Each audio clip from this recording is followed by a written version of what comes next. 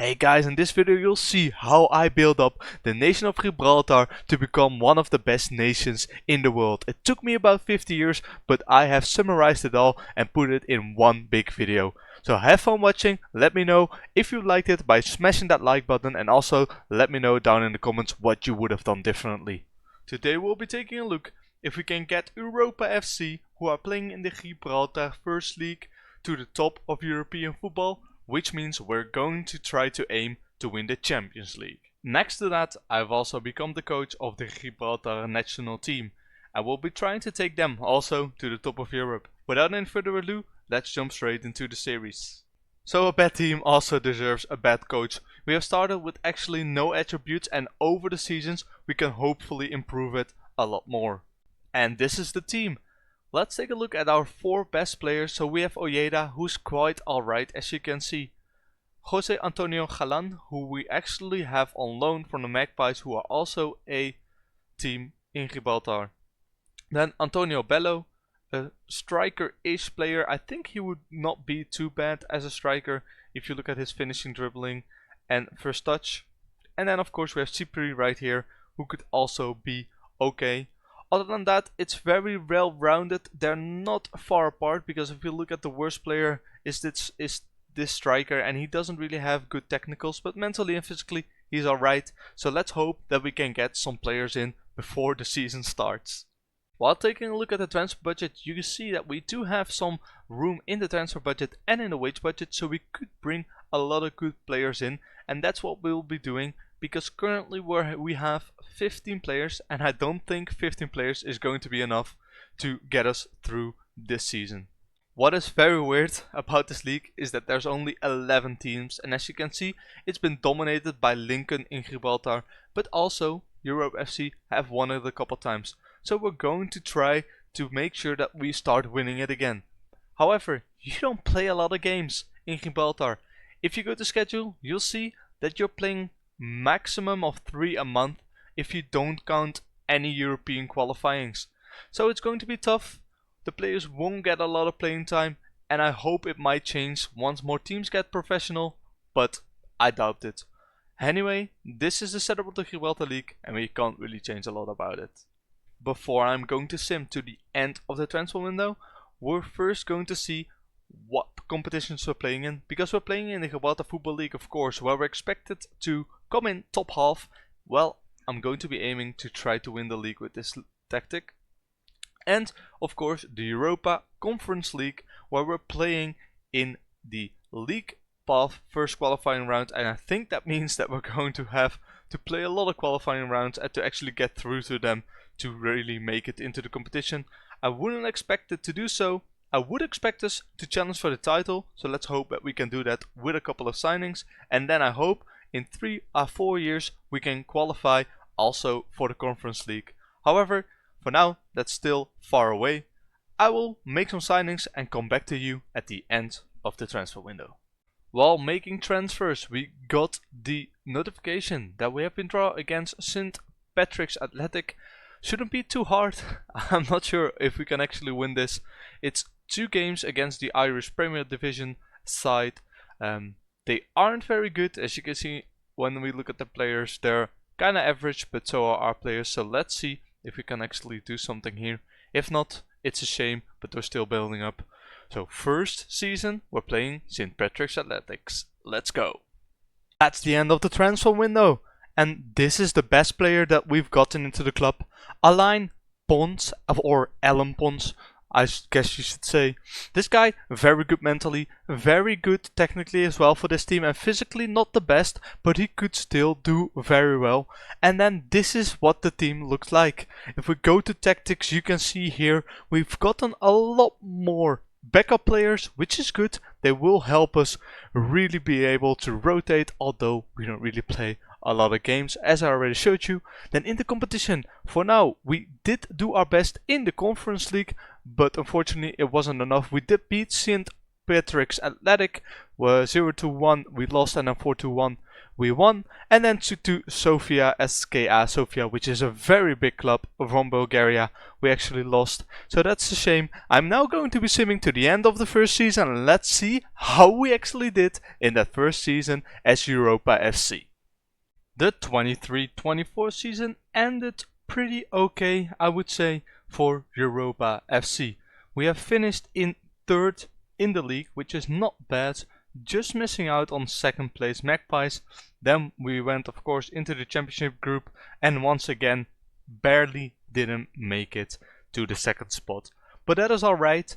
Other than that, we didn't do very well in the cup either. I think the cup is called the Rock Cup. We got knocked out in the first game ever that we played. I think we lost against the Magpies as well, 1-0, which was very disappointing to see. Here it is. But unfortunately, we couldn't make it any further. Other than that, I did sign one very good player who's going to help us this season a whole lot. And that player is Soufiane El Fouti. We almost paid 140k for this guy. And he is really turning it on. He scored 7 goals in 13 apps when we brought him in January. He's doing very well for the team. Other than that, nothing really changed a lot in the team. We did bring in some very decent-ish players in Erin Barnett and Tyler Garat, which have been performing quite okay. Then our team is taking a bit more shape, so we're getting a lot more players in, which is good. We managed to keep a lot of our big players, and as for the Gibraltar national team, we once again didn't actually do that bad. We won against Lithuania 5-1 in the International League relegation playoffs, and then we drew Montenegro and Estonia, so I would say it's actually not that bad of a result. Anyway, what I'll be doing now is we're going to go into the second season with Europe FC. Sven Zitman 1.1k, so that's a lot of money, but 125k we paid for him, which is also a lot. But this guy is by far the best player in our team. Very versatile, can play almost anywhere, and he's the best signing that we made. And let's now jump into the second best signing, which is Antoine Petit, 33-year-old goalkeeper. On a lot of wages, brought him in for I think 7k. He's our best goalkeeper that we have, so the other two are going to be removed and we're not probably gonna play them anymore. But this guy is a big upgrade in goal. Let's hope he can perform well as well. And then let's move on to our third biggest signing in this transfer window, which is going to be Roque Santa Cruz, 43-year-old. Look at his technicals, mentals and physicals. Great player overall. On a very expensive contract, I think our most expensive in the team. But this guy brought him in on a free. He's way better than any of the strikers we currently have. So let's hope that this guy can help us win a title this season. Anyway, that is how the team is looking. So as you can see, Sven Zitman is right in here as a ball playing defender. But I think once I select the main squad, you'll see that he moves to the midfield. Then also Petit is in and Santa Cruz on top. We still have Pons, El Fouti and Brima. Brima is also a new player, but Pons decided to stay. Very happy with this guy. 18th determination, very good. He almost can't walk, but as he is Gibraltarian, he also works towards the homegrown count. Anyway, that's it. This is the team that's going to do it. Let's jump forward to the end of season 2 and let me show you how we did. We have arrived at the end of season 2 and look at this league table. We have become champions in a very dramatic fashion. Take a look at this. Our last couple of games we only won after the championship group. You can see we also drew Lincoln and then we were 1 point ahead of them, but they still had to play.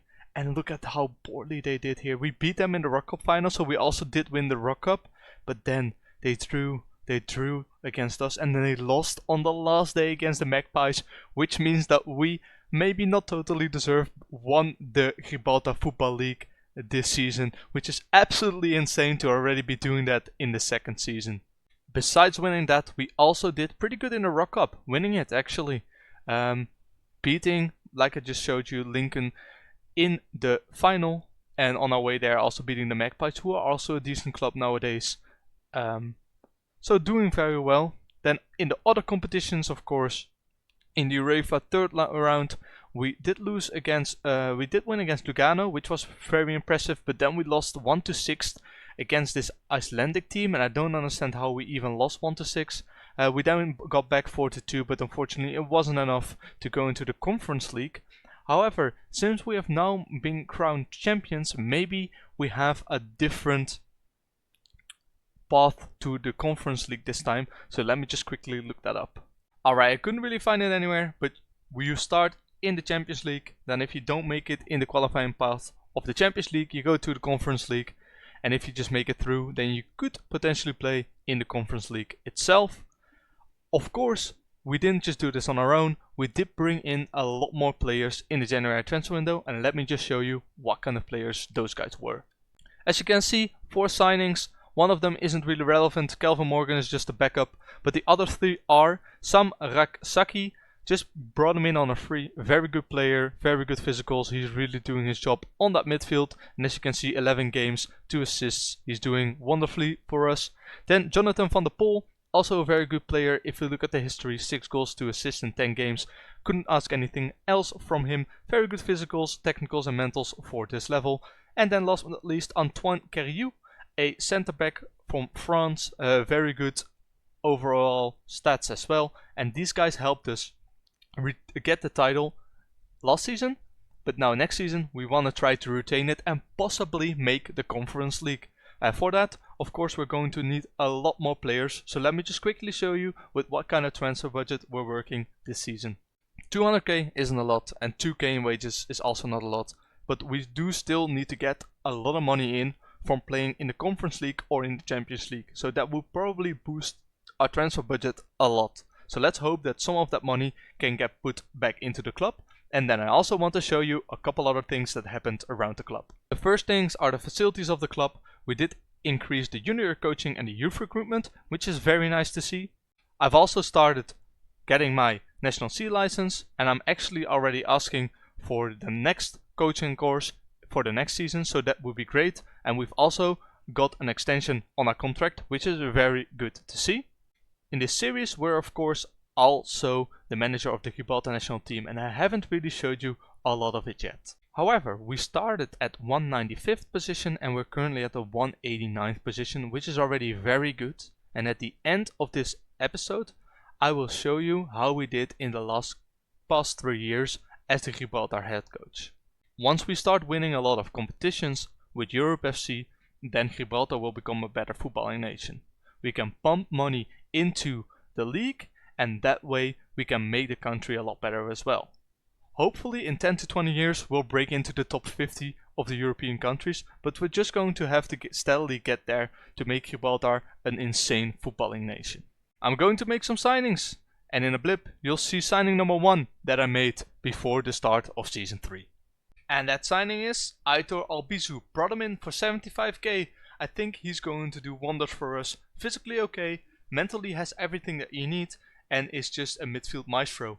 Next to him, we have also brought in 5 other players.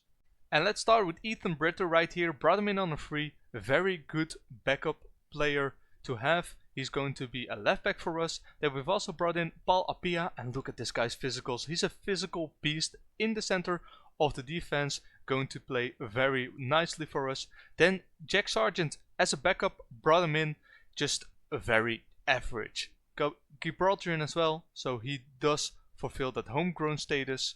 Then Dylan Taylor, backup goalkeeper, very bad, but you just needed someone to fill in for whenever Petit wasn't playing. Sana Ufala, also brought him in, also as a centre back, and you can see why. 14 tackling, 14 work rate, great physical, so just a very nice player to have. And last but not least, I already showed you Aitor Albizu. Those are the players that we have brought in. This is a team that's going to help us retain the title in season 3, and also we are going to find out how good this team can perform in Europe this season. Can we get through to the Europa League or to the Conference League? We first have to play 4 league path matches before we can actually get there. So let's go ahead and sim right through to find out how we did in this 3rd season with Europe FC. The 3rd season has concluded, and as you can see, we went through in the first UEFA Champions League qualifying rounds. We then lost, so that meant that we were playing in the Europa League qualifying rounds. We then beat Trevana, I think from Slovakia. Yes, we did. And then we lost against Malmo in the Europa League playoffs, which meant that we actually could play in the Conference League. We did play a couple of games without a win, unfortunately. 3 draws against the same side that we knocked out. Sheriff Tiraspol and Hajduk, while also losing against Lokomotiv Plovdiv from Bulgaria. Slininski, which I don't even know, Bosnia apparently, and Brighton, which was expected. So, in Europe, didn't do that bad, because for playing in all of those rounds we got, I think, about 3.5 million, which was a lot of money that we could also use in January to sign some new players, and sign some new players we did. And with those new players we did manage to sign or to win the Gibraltar Football League once again. So that's twice in a row now. Season 2 and Season 3 looking very good, and let's hope that we can retain it. Of course, once again, very close, but I think with the European money that we got, we can definitely keep on top of the Gibraltar League. Then in the Rock Cup, we unfortunately lost this year against Lincoln, so we don't retain that. And in the Pepe Reyes Club, actually the cup which is the Super Cup, in Gibraltar we also lost 3-0. So unfortunately only one prize, but the most important one, the Gibraltar Football League. And with the money from Europe we did bring in some youngsters, and one of the youngsters is Robert Kabalitsa. We bought him for 23.5k, and this guy is already looking very good. Unfortunately temperamental, but this is the kind of players that we can sign now, so we are trying to target them. So Robert Cabanillas was one of them, and the other player who we signed to help us retain the title was Valentin Blanco, another wonder kid who we played as a central defender. Of course red arrows, but look how well rounded this guy already is, and he could still improve a lot. And then the third player who we brought in to help us retain the title was Loney Huth. Brought him in on a free in January. He scored 9 goals in 12 games. Just your average striker, what you want. The holy triangle of 14 dribbling, 12 finishing and 12 first touch is there, and this guy really helped us elevate to the next level. With everything that's going on, I've been slowly but surely trying to upgrade our junior coaching, our youth recruitment and our training facilities, and as you can see, it's bearing fruits. Good academic coaching already, above average youth recruitment and average training facilities, while before they were poor or basic.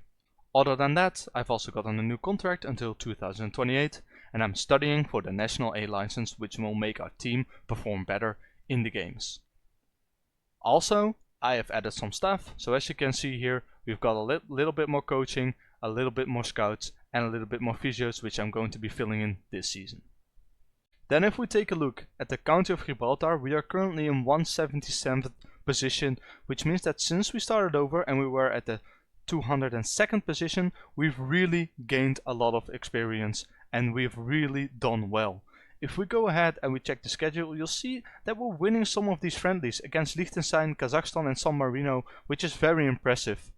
Before that, we're also winning against Andorra here, and we're not even losing that bad to Bosnia-Herzegovina, Ireland or right here Poland, so we're not doing too bad. If we look in 2024, we even managed to win a game against Estonia here and draw them away from home, which is very good, which makes it so we didn't get placed last in that group, which was very impressive from the small country of Gibraltar so far. With that being said, that concludes this episode of the Club and Country with Europe FC and Gibraltar. In this episode we played the first 3 years, and in the coming episodes we'll play the next 3 or more years to see how we can progress through the leagues. The money that we get from the European competitions will really help towards building up Europe FC and in turn also Gibraltar.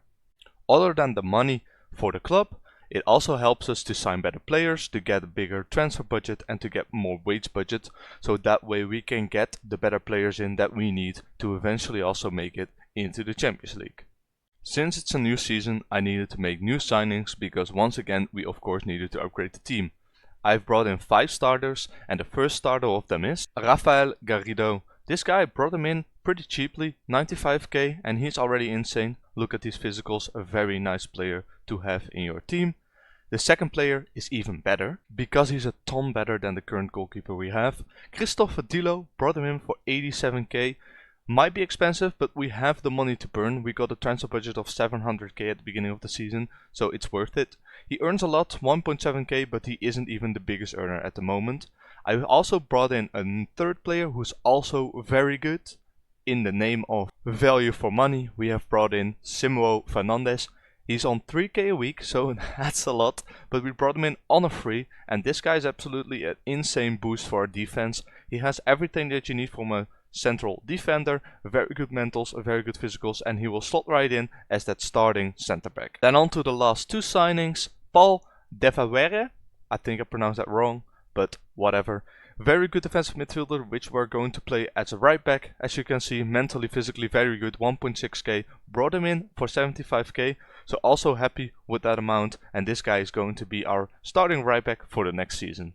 Then the last player on the list is Ansao So, and I'm very happy to have this guy in. Look at this guy's technicals, he's already very good, and physically also very well. Then also, if you look at his mentals, he has everything that he needs for an inside forward role. He only misses a bit of composure and work rate, but other than that, he has everything to perform well at this level.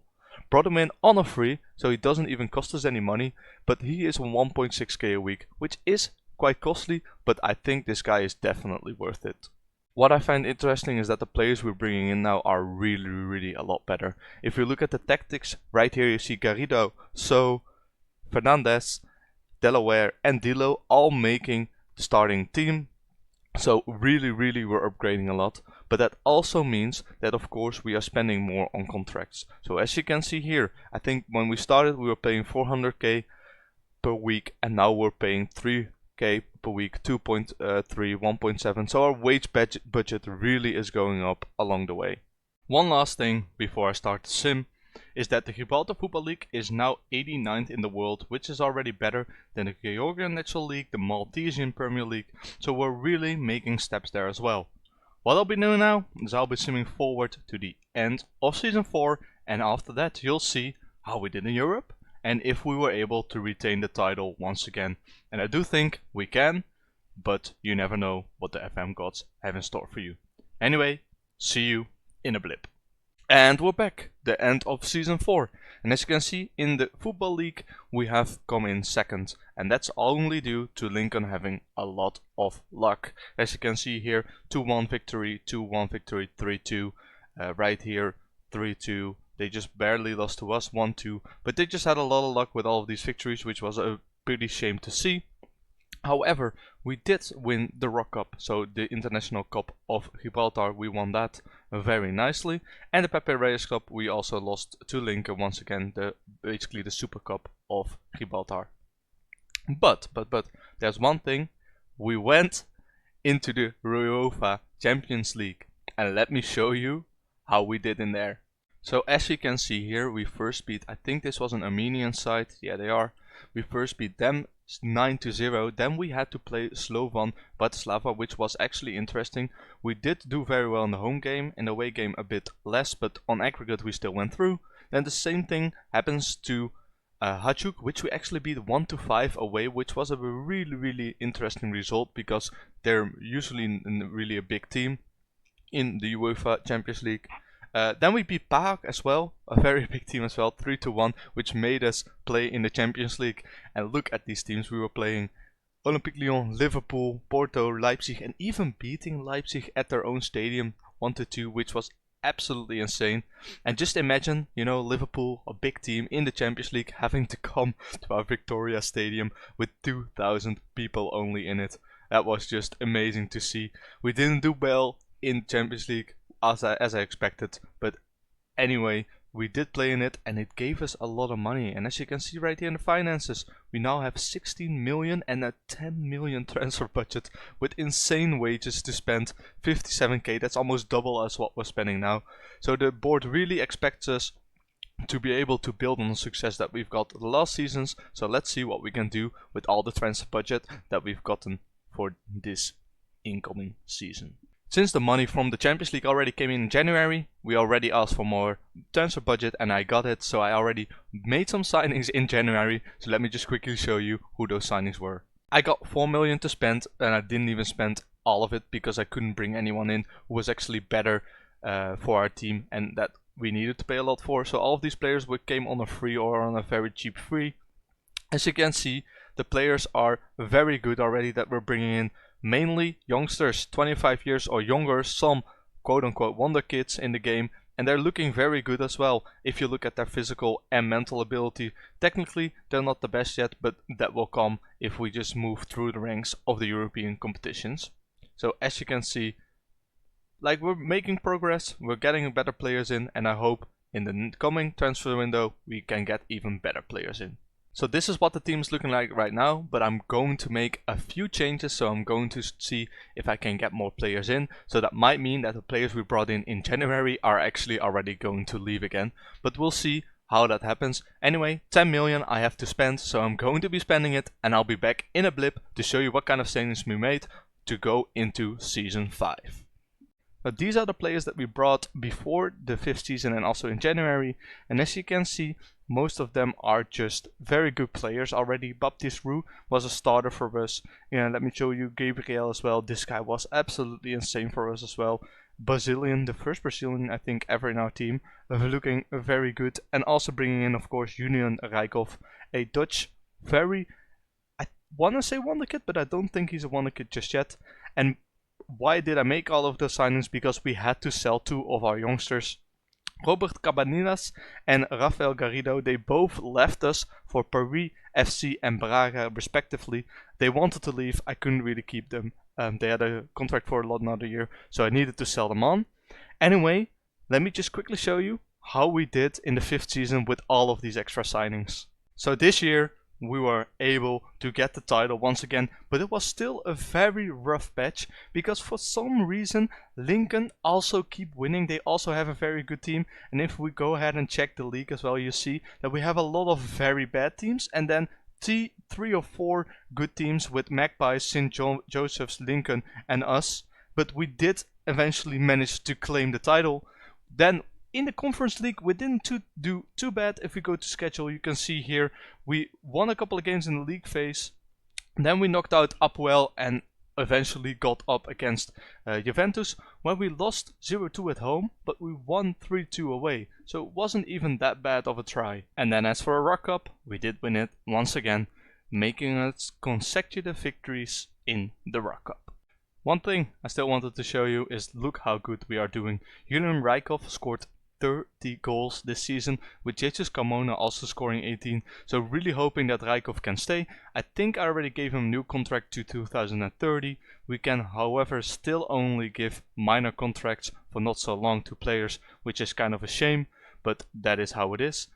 With this team that we currently have, we're going to move into the next season, but of course I'm going to make upgrades once again. So I will see you just before we start the new season to show you how the team is looking to go into the 6th season with Europe FC. But before I would jump into that, let me just quickly show you how our junior coaching and youth recruitment is looking, because they're both exceptional, which is absolutely fantastic. Our training facilities are currently great, but I've been trying to upgrade them all along. And then there's also something else I wanted to show you, and that is our social media following. It's currently 27.8k, and when we started it was 5k, so very well. However, our season ticket holders still isn't really going up a lot, so we do need to find a way to get more supporters in. Of course, Gibraltar is a very small country, so I don't think a lot of people are going to come, but if we can reach another European competition and hopefully the Champions League, then we might be able to start building a new stadium just for us, because how it's currently going is that every team in Gibraltar plays in the same stadium, and the stadium is the Victoria Stadium. So as you can see here, every single team plays in there.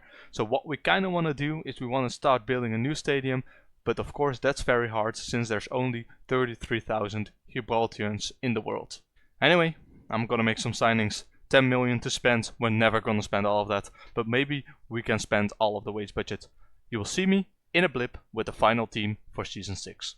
To make progress in Europe, we really needed to spend, and that's what we did. We had 10 million, I spent 4 of it, and let me just show you quickly who we brought in. Vicente Agrasola, a very good wonderkid striker, as you can see, insanely good. The physicals already, mentally could still improve.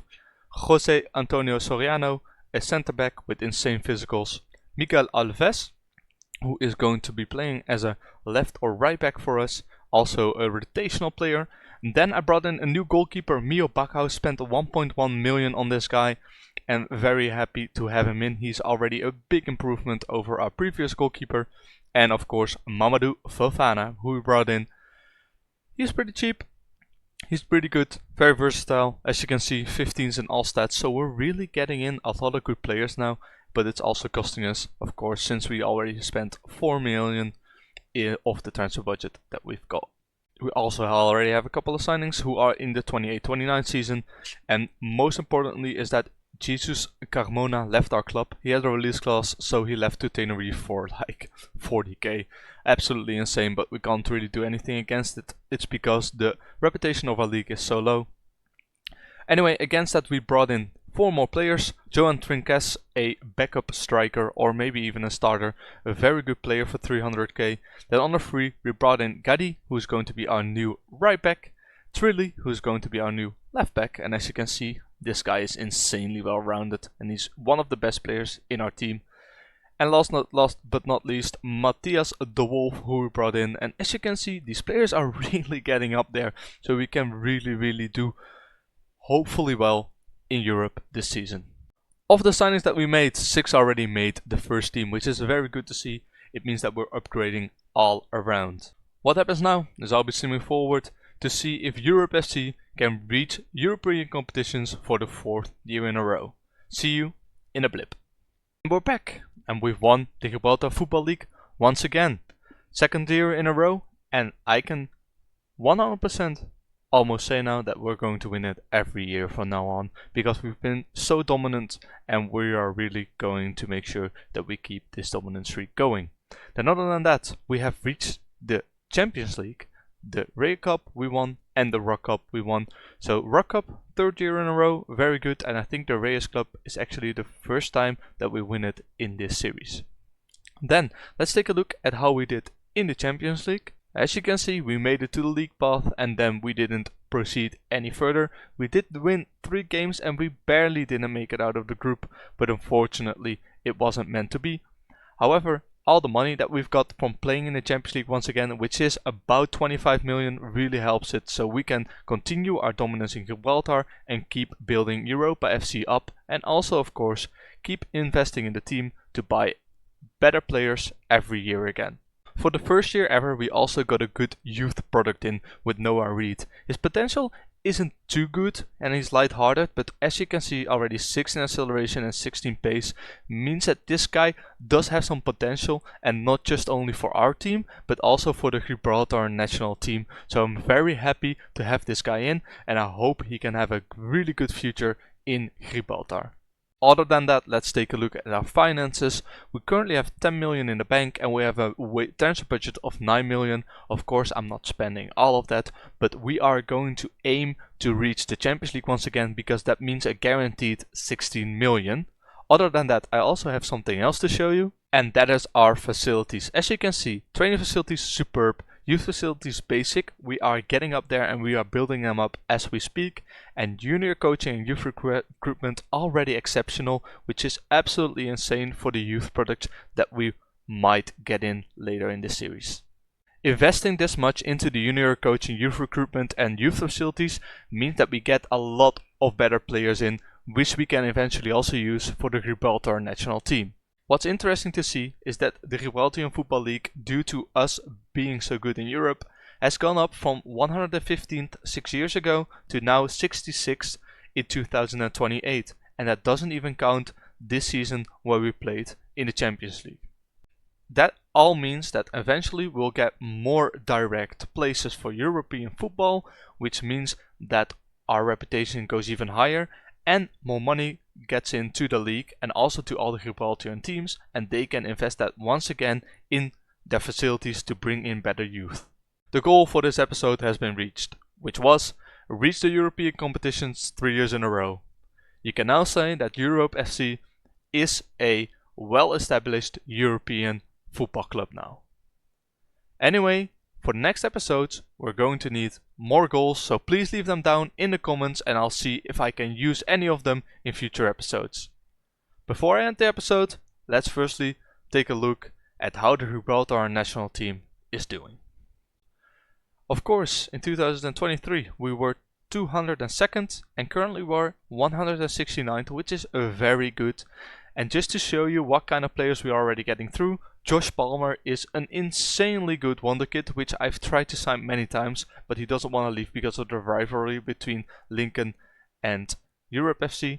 But this is the kind of players that we want to get into the team and to make Gibraltar a better footballing nation. If we also go to the schedule, you'll see that we are still losing against, for example, Croatia, but we are drawing Belarus here, we are beating the Faroe Islands, we are tying Armenia and even winning against Armenia and Kazakhstan there, so we're doing very well and we are definitely improving a lot. However, there's still a lot of work to be done before we have reached place 15 in the European qualification places. And why place 15, you may ask? Is because it gives right to 2 Champions League path places, which is very much helpful to build up Gibraltar as a country. We start the video off by showing you the biggest signing that we've ever made. 5 million we spent on this guy, but I have really big expectations. Joseba Gonzalez, an insanely good wonderkid, paid 5 million for him. He's on pretty expensive wages, but this guy is an insane winger to have, and unfortunately his potential ability just got downgraded, but he was a 5-star potential ability, so I hope he still gets there. Anyway, if this guy develops and he gets more playing time, then he might be worth a lot more than the 5 million we initially paid for him. So let's hope he keeps on developing and we can make sure that we get a nice little profit from him. We made some other signings, but nothing really worth mentioning. Of course, we're spending more money and the players we are bringing in are getting better and better by the season, but nothing special here. I think all of these you may already think they are quite okay. As you can see, just very well-rounded players, nothing too special, but just enough so we can have some squad depth. And then, one thing, our first wonderkid, a very interesting one. This guy doesn't have the greatest potential. Once again, when I scouted him, he did, so let's hope he can still get there. But this guy is almost already good enough to fit into the first team if you look at his technicals and physicals. If he can develop, he might be something for the future. If he doesn't develop, then he won't, and then we just move him on as quickly as well. You know what time it is? It is time to sim to the end of the season. So, I will see you in a blip. And that's a wrap of the 7th season. Gibraltar Football League. We have finished on top again, which is very good to see. It was close with Lincoln, who also knocked us out in the Rock Cup, but eventually didn't win it. St. Joseph actually won it, so very nice for them, and they're like the 3rd best club in Gibraltar at the moment. Then Pepperijs Cup, we did actually win it, and let's take a closer look in the Champions League where we got knocked out in the league phase. It was a season to forget in the Champions League, losing all games in the group stage and also tying with just the one, which didn't give us a lot of income, but hey, we can only do better from here next season. And with the transfer budget of 4 million, I decided to spend big on 2 youngsters. Luis Alfonso Guardado, a young goalkeeper who's looking very promising. He's going to be our starting goalkeeper for next season. And Gonzalo Cordero, also a youngster who's very good as a right or left back. So we'll be playing him there, hopefully. And let's hope that these guys can both develop very well and become insane players in the future. Hey! 93.5% of you are not subscribed to my channel yet. Please do consider subscribing, as it really helps me out a ton and it keeps me motivated to make more awesome content. With that out of the way, let's move on to the video. For the past 3 years I've got this message whenever I wanted to ask for a coaching course.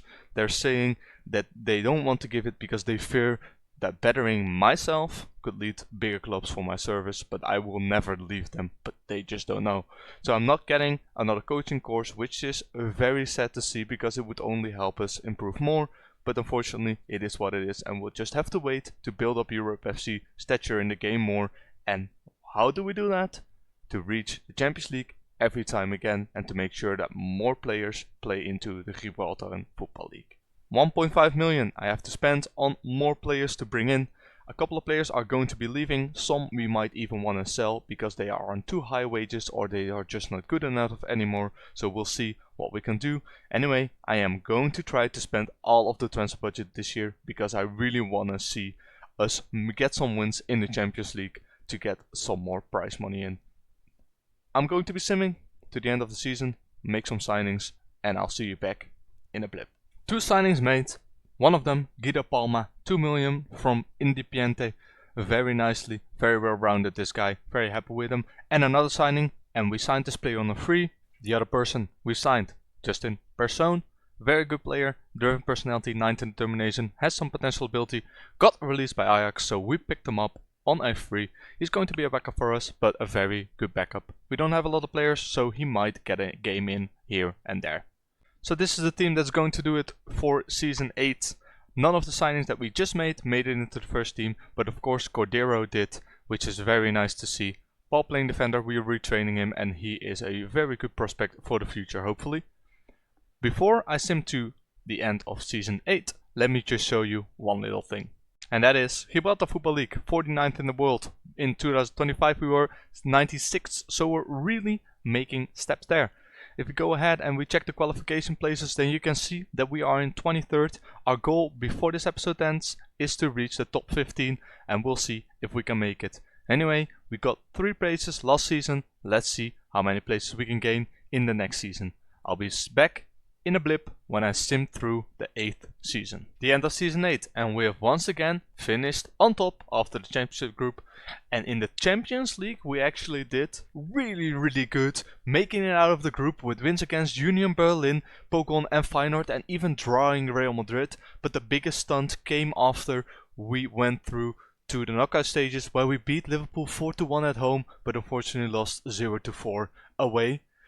All of these wins and going through another round meant that we got 20 million extra into our finances, and a lot of that gotten into our transfer budget, with which we did spend big this season. But before we jump into the transfers at the end of the transfer window, I wanted to show you that we also won the Pepe Reyes Cup, and we've also done the treble by beating Lincoln 3-6 in the final of the Rock Cup. The aim for this episode was to reach the top 15 on the nation coefficient, and we're currently 19th. We still have 1, 2, 3, 4 counties to beat until we are in 15th spot, and I think if we have a successful year like last year again, we should definitely be able to beat them.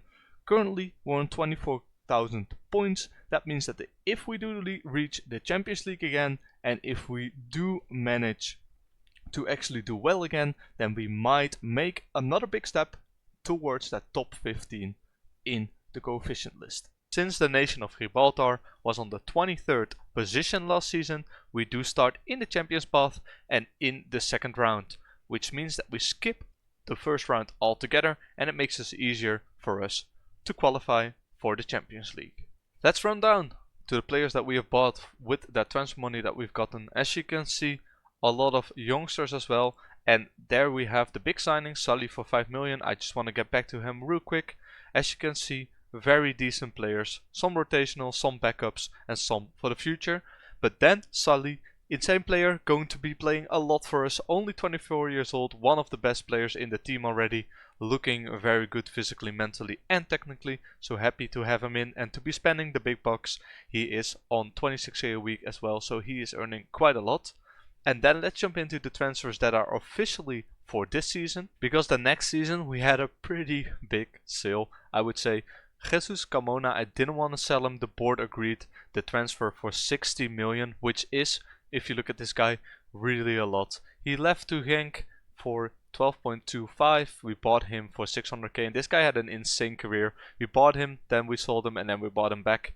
And now he's finally left to Genk for a potential fee of 60 million, which is very nice. And then we had to buy someone in his place, so we did. We bought Boya Alonso, and this guy is going to play a lot, but not too much, because he's a fickle personality and I don't like the personality very much. But he will do just fine for a couple of seasons. The problem that we currently have is that our reputation of the club is not high enough for players to actually want to join us, so we can't really make a lot of upgrades. So what I'll be doing is I'll be searching for a lot of good wonder kids, but unfortunately nothing yet so far. Next season I'll try to find more, and I'll try to find out if we can actually sign some, and we'll see if we can actually bring in some better players. But we just need to keep performing well in Europe and doing well, increasing the reputation of the nation, of the league and of our club, and eventually players might want to join. Anyway, that's it for this season. Let's sim forward and let's see how we did in season 9 and if we actually made it into the top 15 on the nation coefficient. While we're at it, don't forget to leave a like and subscribe if you like this content, and I will see you in a blip. Season 9 has come to an end, and once again we are Gibraltarian champions. Champions League did very well in the qualification rounds, then only lost except for 2 games, which meant we didn't go through to the knockout stages unfortunately, so a little bit worse than last season. The Rock Cup we've won again, and as you can see we're really increasing the reputation of that cup as well. And for the Pepe Reyes Cup, the Super Cup, we've also won it once again 4 times in a row now, and we're playing very soon once again against Lincoln, the other big club from Gibraltar, to see if we can make it a 5th in a row. This season we once again got a very big transfer budget of 90 million, but we're not going to spend it because we also really can't. We can't really get a lot of upgrades in before we start increasing the reputation, so it's going to be key that the teams in our league also improve and we also improve. What I can do, however, is fill up the staff with all the possible best coaches and physios and scouts that we can get. And as you can see, at the beginning of the series we had 3 coaches and 1 physio, and I think 2 scouts, and now we have a whole team already behind us who's keeping us on top of the Gibraltar League. And while we can't spend our transfer budget, our finances just keep growing, and this isn't even added the Champions League money that we get this year. I want to upgrade the youth facilities all the time, but the board won't really let me because the option isn't there. So if we go ahead and go to facilities, you'll see that we have state-of-the-art training facilities, but just adequate youth facilities. So whenever possible, I'm going to try to upgrade that once again, so that we also can get to state-of-the-art youth facilities, which would be very good to bringing Gibraltar, the nation, to a next level. Luckily we did make some progress in the coaching license. We are now studying for A, which is very good, and which means that we'll be better in-game and better behind the scenes when training up our players. We are currently in 18th spot in the nation coefficient with Gibraltar, and we are aiming for the 15th spot in this episode, but it might be hard because you need to perform really well in Europe to actually reach that, and we are also reliant on the other teams in Gibraltar. Anyway, with the transfer budget that we've got, I'm going to make some signings, I'm going to bring some players in, and I might even buy a player from one of the Gibraltarian teams so that they can have a lot more money to spend and hopefully perform better in Europe. We're back after the 9th season with Europe FC, and we've once again been crowned champions. And let's just move on to the Champions League, where we've once again done very well, reaching the knockout stages with wins over Red Bull Leipzig, Benfica, Feyenoord, Lask and Roma. And as for the other 2 cups where we participate in, you will find that we once again won the Rock Cup and as well the Pepe Reyes Cup. But we're going to be doing something different from now on. And that is, we'll be signing a lot more youngsters, and we finally got more reputation to sign higher profile players, which is nice. Because as you can see, we've dropped down to 22nd again. That was because we had some bad years here, but now we are doing once again very well. We need to be reaching the knockout stages in the Champions League, and we also need the rest of the clubs in Gibraltar to do well in Europe, which as of now hasn't really happened. So what we'll be doing is we'll be reinvesting some money into the league, and we'll also be signing some better players. And I have signed an absolutely insane amount of new players, all of them a lot better. And let me just show you the 3 forwards that I've gotten. They will make the biggest impact of all the players we've signed. Oliveira, Mexican insane player, look how well rounded he is, and we've only paid 375k for him. Then Kevin Urzua, look at all those greens. Not physically the best, mentally okay, but technically very gifted and is going to be a rotational player for us for sure. Then Mattia Rivalta, Italian striker, insanely good. Look at those technicals, mentals and physicals. He has everything that he needs. Only cost us also 2.5 million. Then a big signing, Kevin Catala. Look how insane this guy is. Physically insane, mentally a beast, and technically could be better, but just as that pressing forward, he is insanely good. And then the last signing, Robin Gosens, a centre back, very well rounded, just a standard centre back that you need in any team. 11 million we spent on him, and he is going to be a centre back, and he's right here to stay. I don't think this guy will leave this team in the next 5 years. And that's all there is to tell. What I'll be doing now is I'll probably be simming forward until we've reached that 15th position. So it might take 1 or 2 years, but I do believe that in 2 years we might be there. So I will see you in a blip when we've reached number 15 on the nation coefficient. It's 2035 and we finally reached the 15th spot with Gibraltar in the nation club coefficient. 35,000 points was enough for us to actually make it into the 15th position, and now our goal is to retain it and hopefully expand upon it with the help of other Gibraltarian clubs. Why is the 15th position so important? Well, it gives right to another Champions League spot. So you're now playing in the Champions path and you're playing in the League path, which is very nice. So you have twice the income of the Champions League, and also you have twice the possibility of getting into the group stage. We have 1 European place now for the 3rd qualifying rounds and 2 for the Conference League. So those are very nice. 5 positions in the league that give us right to play in Europe, which hopefully mean that we can score more points for the nation coefficient. Let me take you through the last 2 years in the Gibraltarian League. Of course, we won it last season and we won it this season, although we did score a little less goals. Then also in the Champions League, 2 seasons ago, we made it pretty far. We did beat Sporting in the first knockout rounds, but then we lost against Real Madrid 1-2 and 0-1, which was very unfortunate. However, last season we actually did very well in the Champions League, making it to the final, where we got beat by Newcastle United, unfortunately. But it made sure that we earned a lot of nation coefficient points, which now in turn means that we are of course in that 15th position. As for the other competitions, we did keep winning the Rock Cup twice, and also of course the Super Cup of Gibraltar, the Pepe Reyes Cup, we also won twice again, with also Lincoln coming in second as they always do. As for the transfers, I'm not walking you through all of them, but I'm just showing you the big signings that we made. We did buy Robin Gosens for Anderlecht, who is currently playing for us and is doing very well. And also sold Nelson Delgado, very big sale, to Liverpool. Then in last season, we did bring in another very good player, Anthony Manresa, 23-year-old wingback.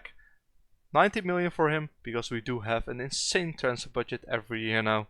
And as for player sales, we have sold Jutgla for 7 million to Club Brugge, and we're currently working with a transfer budget of 52 million, so that's a lot, because as you can see in the finances we have 80 million, and that's all to do to us doing very good in the Champions League and getting a lot of prize money.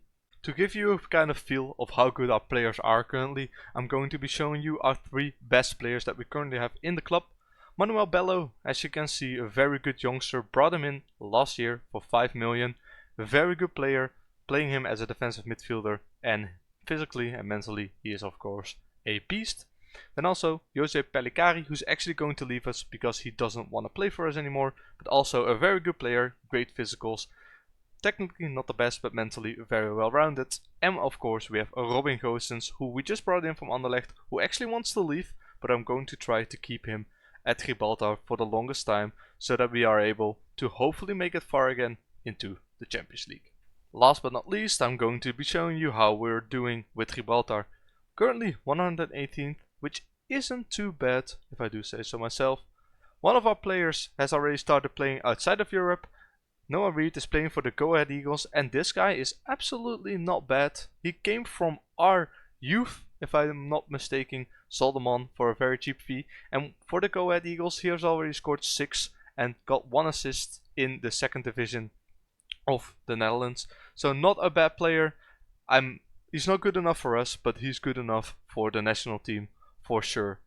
As you can see, if we keep getting these kind of players, then we can keep climbing the world ranking. But for that, of course, we first need to upgrade all the facilities from all the teams in Gibraltar. Last thing I'm showing you is how we played in a few games with Gibraltar. As you can see, 12-2 against Liechtenstein and 1-1 against Norway isn't too bad. The year after, we were placed in a higher division group and we really got smashed. So that was just a bit too much for us. And now, this year, we've drawn against Germany, which is not quite too bad.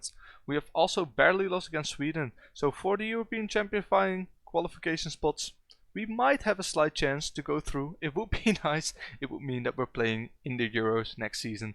But of course, for that, first a little miracle has to happen. Since the start of the save, we've been trying to cement Europe FC, our team, as the best team in Gibraltar. That way we can always go to the European competitions, if it's the Champions League then not Europa League or Conference League, and try to make a difference there. When we make a difference there, our nation coefficient goes up, which means more teams from Gibraltar get to play in European competitions. Like I mentioned before, the year is 2035 and we're now in position 15 with Gibraltar. That is because Europe FC has been performing so well in the European competitions that we're now at 35,000 points for the last year. Why is the 15th place so important? That is because the 15th place gives a country right to play in the UEFA Champions League, League Path and the Champions Path, while also giving 1 spot for the Europa League and 2 for the Conference League, so nothing really changes there. But the big thing is it gives you right for the Champions League. Playing in the Champions League means more income. If a team from Gibraltar manages to reach the group stages, then they're getting paid an automatic 50 million, which is absolutely insane money. With that money, the teams from Gibraltar can upgrade their facilities, training and youth, and that way we'll get better Gibraltar youngsters in. Hopefully at some point they have enough money to build a good team and they can perform better each year in Europe.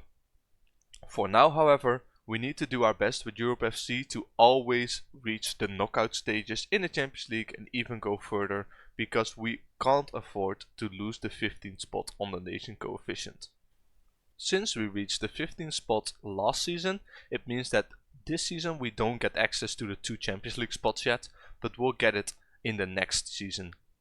That is why I'm going to be simming 3 years into the future until 2038.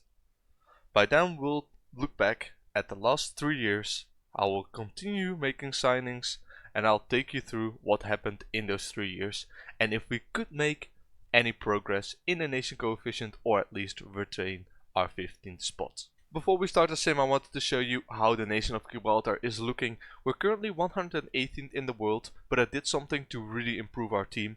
Vincent Agresola and Jaco Solis I have brought in, I have neutralized them. They were Spanish, but they played for us before, which means they've gotten the Gibraltar nationality and they are now playing for the Gibraltar national team.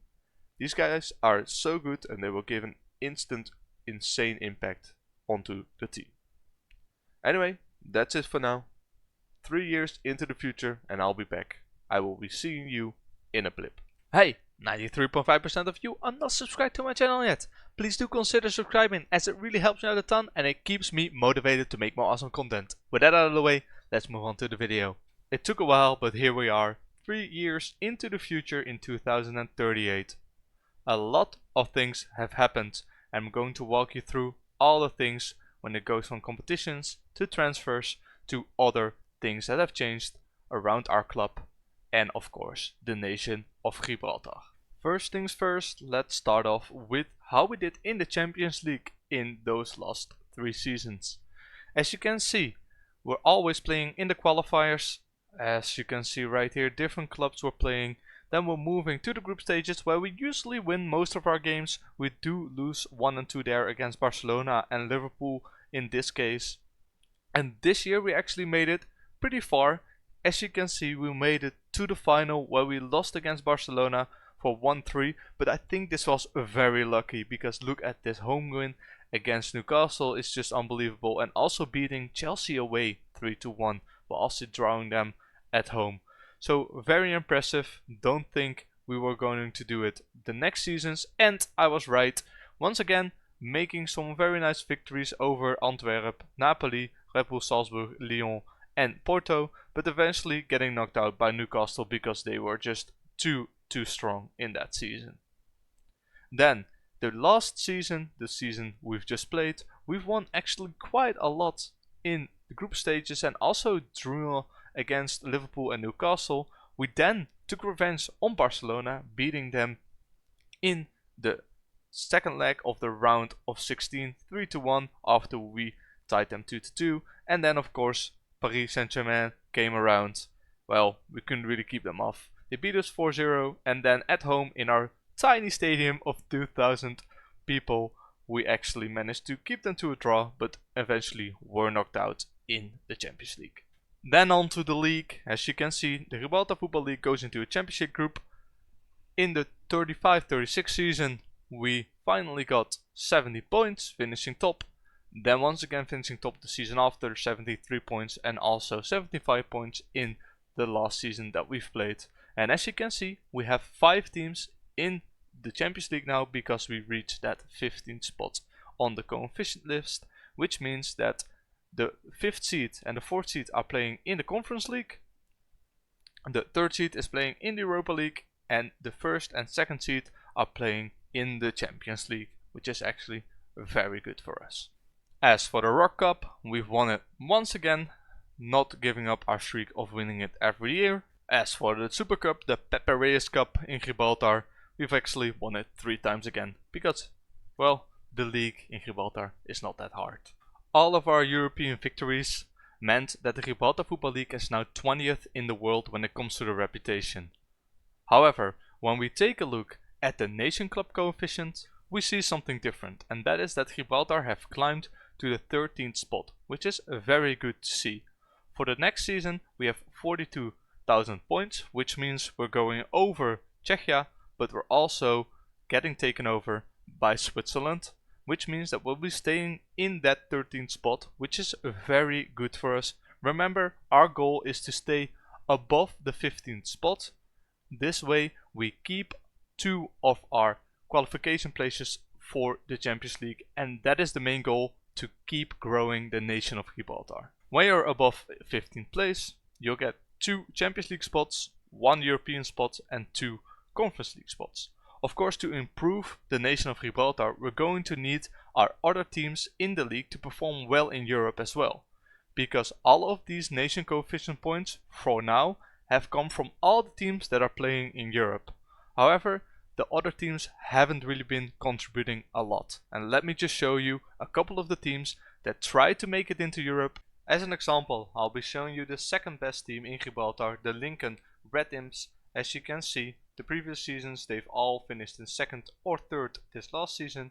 If we go to their schedule and then we go ahead and we click on just the European competitions, you'll see that in the first season of the sim they didn't make it to the Conference League after winning against Hapoel Jerusalem but then losing against Genk and Fram. The next season they've actually made it to the Champions League playoffs, losing against Molde, Sofia and also Brighton, which, to be fair, Brighton is very hard to go through in the Conference League. And then last season they've lost against Brugge, they've lost against NEC Nijmegen, which meant 3 years in a row they didn't make the European competitions. Let's then also take a look at St. Joseph's FC, who have been finishing 3rd and also in 2nd in the last couple of seasons. Then if we go to their schedule and we go to the season that we started the sim, you'll see that they've lost in the Europa Conference League against Ross County, which is a big shame. Then they've started playing in the Europa League, they've lost and they've lost again, but that meant that they could play in the Conference League, and as you can see they did do pretty okay. 1-1, drew 1, probably didn't make it out of league phase, but at least some coefficient points for the nation of Gibraltar. And then last season they actually made it to the Europa League. Why? Because winning the first leg meant that you go through, so they beat Basel and then they had to play Standard. They didn't make it, but that meant that they could play in the Europa League. However, the Europa League, they didn't get a lot of points as they lost almost all of the games except for one against Omonia, which I think are from Cyprus. So in all, the other Gibraltarian teams aren't really contributing a lot. The problem that we had before is that Europe FC didn't have the right reputation. We were slowly but surely building it up, and we're currently actually the 8th best team in Europe over the past 5 seasons. Also, when we take a look at the competitions, you'll see that the Gibraltar Football League is also improving a lot. Players want to join because of the reputation of a club and the league. If the league is low, then players don't want to join, but also if the club has low reputation, players don't want to join. Over the past 3 seasons, our reputation has grown so much that we're finally able to attract some very good players, and also the worth of our players is rising a lot since the reputation of the league is tied with the worth of a player. Let me show you what I mean.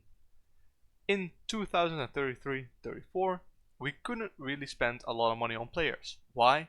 Most good players didn't want to join us, so we had to buy players like Robin Gosens. But also, players who are really good for us, we couldn't sell for a lot of worth. For example, Alex Balikswa, we were playing in Europe at this moment, keep in mind, is a very good player, and only selling him for 1.7 million is absolute bollocks. But unfortunately, we couldn't really do anything about it since our reputation was very low. As our reputation grew, we were able to attract better players, we were able to spend more money on good players and also get more money for some players. As you can see, Robin Gosens left for 19.5 million, but we were also able to buy the likes of Leonardo Neves and Nuno Valerio, who are very good players, and 11.7 million was a lot of money. In this season, it still didn't really work out for us, but as we progress through the seasons, you'll see a lot more changes. To give you an instant example, we were able to buy Dylan Monroe from Bayern München, and he actually wanted to join us because our reputation of the club and league was high enough. But also, on the other hand, we started selling players with a lot more value. Gerardo van der Velde left for almost 20 million, and also Nuno Valerio left for another 13.2 million, which meant that we started buying players for a good price and we could also start selling them for a good price. Then last season was the season that we really could start getting a lot more money for our players. First off, we were able to buy a lot of good players for a very expensive fees, but also these players were insanely good. So we were able to buy players because our reputation was growing a lot more. And on the other hand, we were also able to get a lot more money for the players that we currently have. As you can see, we had a record sale for Anthony Manresa to Real Madrid for 41.5 million. But next to that, also Ruben Aiskar, not a very good player but an okay player, left the club for 50 million, when before I think the max we could have gotten for him would have been 5 million, and 5 million meant just a little bit of profit. So you really see that by upgrading the reputation of the league and the club, you're able to ask a lot more money for your players, and you're able to get a lot more good deals, because if you buy a player for 24 million, his value just doesn't suddenly drop to 10 million, but it keeps that value or even goes up. To give you a feel of how good the team is, I'm just going to walk through some of the players in here. You'll see that they're very good, that they're really world class, but we could just use some upgrades along the team. We do have plenty of money, and every year we're spending a lot of money on new players, and we're of course also getting a lot of money in, since as you can see we're barely spending any wages since our wages are very low, and also we're getting a lot of money in from the European competitions and of course the Champions League every year. While taking a look at the finances, you'll see 32 million in the transfer budget, 90 million in the overall balance, and also the wages are very low. We barely have any debt or loans, so we're a very healthy club, and every year we can spend almost all of our transfer budget to bring in new players and to really try to start winning the Champions League in the coming seasons. Another little change is we now have 6 affiliates. They all give us scouting knowledge and they help us to get more talented youngsters into our youth ranks. To add to that, we also have very good facilities which I've built up over the years, and we're also upgrading our current capacity in the Victoria Stadium. It's currently 2200 and it's being upgraded to 3300. Not a lot, but it's a very big upgrade for us. That does mean that we're currently playing in the Europa Sports Park, which has a capacity of 1000, but hey, it's only a year, and after that we can move back to the Victoria Stadium to play all of our games.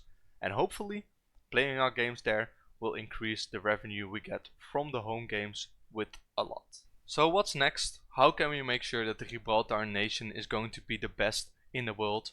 Well, every year I'm going to spend around 10 to 20 million to buy bad players from the second and third place clubs, and hopefully that money will help them to buy even better players and also to accelerate their growth in the Gibraltarian League, but also in Europe.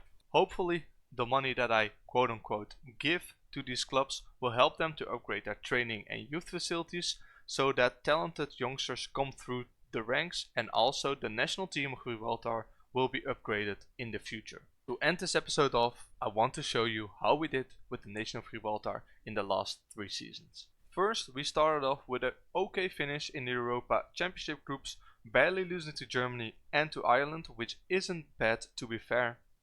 The next year, we actually managed to top the group in the Europa League Division C group, beating Belarus, Kosovo and Slovakia, which is very important and impressive. Also, if we take a look at how good Slovakia actually is. Then in 2037 we actually were in a World Cup qualifier group, which we could have performed better. Unfortunately we lost against Denmark and Turkey, which meant we weren't going to the World Cup, but we were very close. Not sure if I can still see this. Yes, I can. If we won those 2 games, we would have had enough points to actually qualify for the World Cup, and that would have been amazing. But unfortunately, we just barely didn't manage to qualify.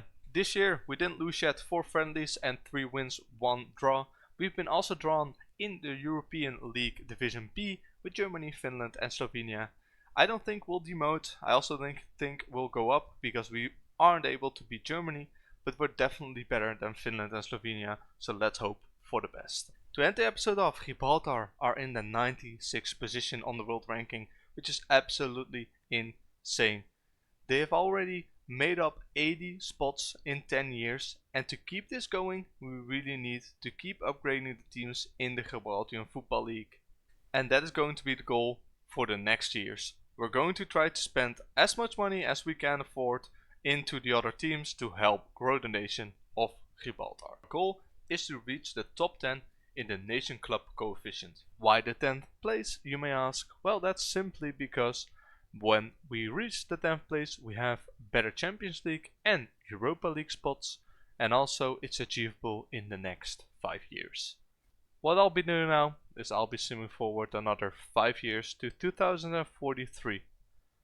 After that we will take a look how the nation of Gibraltar has developed in those 5 years, and hopefully we have reached the goal, which is to get to the 10th position in the coefficient list, and also our aim with Gibraltar is to reach the top 80 countries in the world. I think those are both achievable. Let's see if we reach those goals in 5 years. I will see you in a blip after the sim. The year is 2043 and we've simmed 5 years into the future. We're now 20 years further from when we first started this save and also started this challenge. Let's have a look how Europe FC and the nation of Gibraltar improved in those last 5 years. As always, let's start off with the Gibraltarian Football League. And as you can see, last season Europe FC finished in first, and also they did in the other 4 seasons. However, what is a little bit surprising is that Glacis United have finished runners up in 4 out of the 5 seasons. Lincoln and St. Joseph are nowhere to be seen, with Mon 62 taking the 3rd spot. Where I expected Lincoln and St. Joseph to grow a lot over the years, they actually did the opposite and are now almost nowhere to be seen again. Moving on to the Rock Cup, you'll see that over the past years we've continuously won it again. And no surprises in the Super Cup, the Pepe Reyes Cup. We're now not playing Lincoln and St. Joseph anymore, but Glaciers have been our opponents for the past couple of seasons. Then let's take a dive into the Champions League, because of course every year we get to play in the playoff rounds. We easily beat them, but how do we do after that? Well, as you can see, we repeatedly do well in the league phase, then going to the round of 16, but then the big teams were just a little bit too big for us. Then in the season after that, we actually made it to the final and we beat Paris Saint-Germain 2-1 in that final, which is absolutely insane. A miracle happened, but of course I will show you in a bit that our team is really world-class level from this point. So we were really expected to start winning the Champions League here and there. Hey, 93.5% of you are not subscribed to my channel yet. Please do consider subscribing, as it really helps me out a ton and it keeps me motivated to make more awesome content. With that out of the way, let's move on to the video. When moving on to the season after, you'll see once again we're beating the top dog teams. We're beating Paris Saint-Germain 5-2, Newcastle 6-1, and that's enough for us to claim our second Champions League title, beating Napoli in the final. The season after that, the same happens, but this time we have an easier final, beating Ajax 3-0. All goals scored in extra time, however. But once again, we're beating Paris Saint-Germain, we're beating Bayern, so we're really doing well against those big dog teams. And I keep mentioning big dog teams, but at this point we have become one ourselves. As you can see here, winning the Champions League for the 4th season in a row, beating Liverpool barely 3-2 in extra time, before that beating Real Madrid and Chelsea. So where previously we were trying to beat the big dog teams, we have now become the big dog team. And how does that look like when you take a look at the Champions League? Well, here it is. Europe FC winning it 4 seasons in a row. It's absolutely insane. Don't think we're gonna be able to win a 5th, because it was really hard and very lucky for us to keep winning those games. But hopefully our team is good enough, we can rotate a bit and spend more money bringing players in and retain that European crown. And for the Super Cup, of course, 3 times in a row we've won it. You might wonder, well, how did you do that? Were you able to win the Champions League when you don't have that much money to spend after all? Well, since our reputation grew, also the worth of the players grew. So we could sell players like Jose Alberto Robles for 35 million and also Marcos Fernandes for 35 million. These players aren't especially very good, but the money we will get from them made us able to buy, for example, Richarlison, who is an insanely good player because we've developed him very well. The season after that, we spent some money bringing some players in who we let go of immediately again, but just to spec the bank balance of the other teams. We didn't really sell a lot, but the season after, that's where the magic happened. Because in that season we were able to make 2 insanely big sales in Fernando Santos and also Inaki Lacerto. They left for 200 million, and for that money we could buy some insane players. Aldo Torres, a right back, which is absolutely insane. Bruno Poletti, a revelation in goal, and also Rodrigo, just an instant starter for any Champions League side.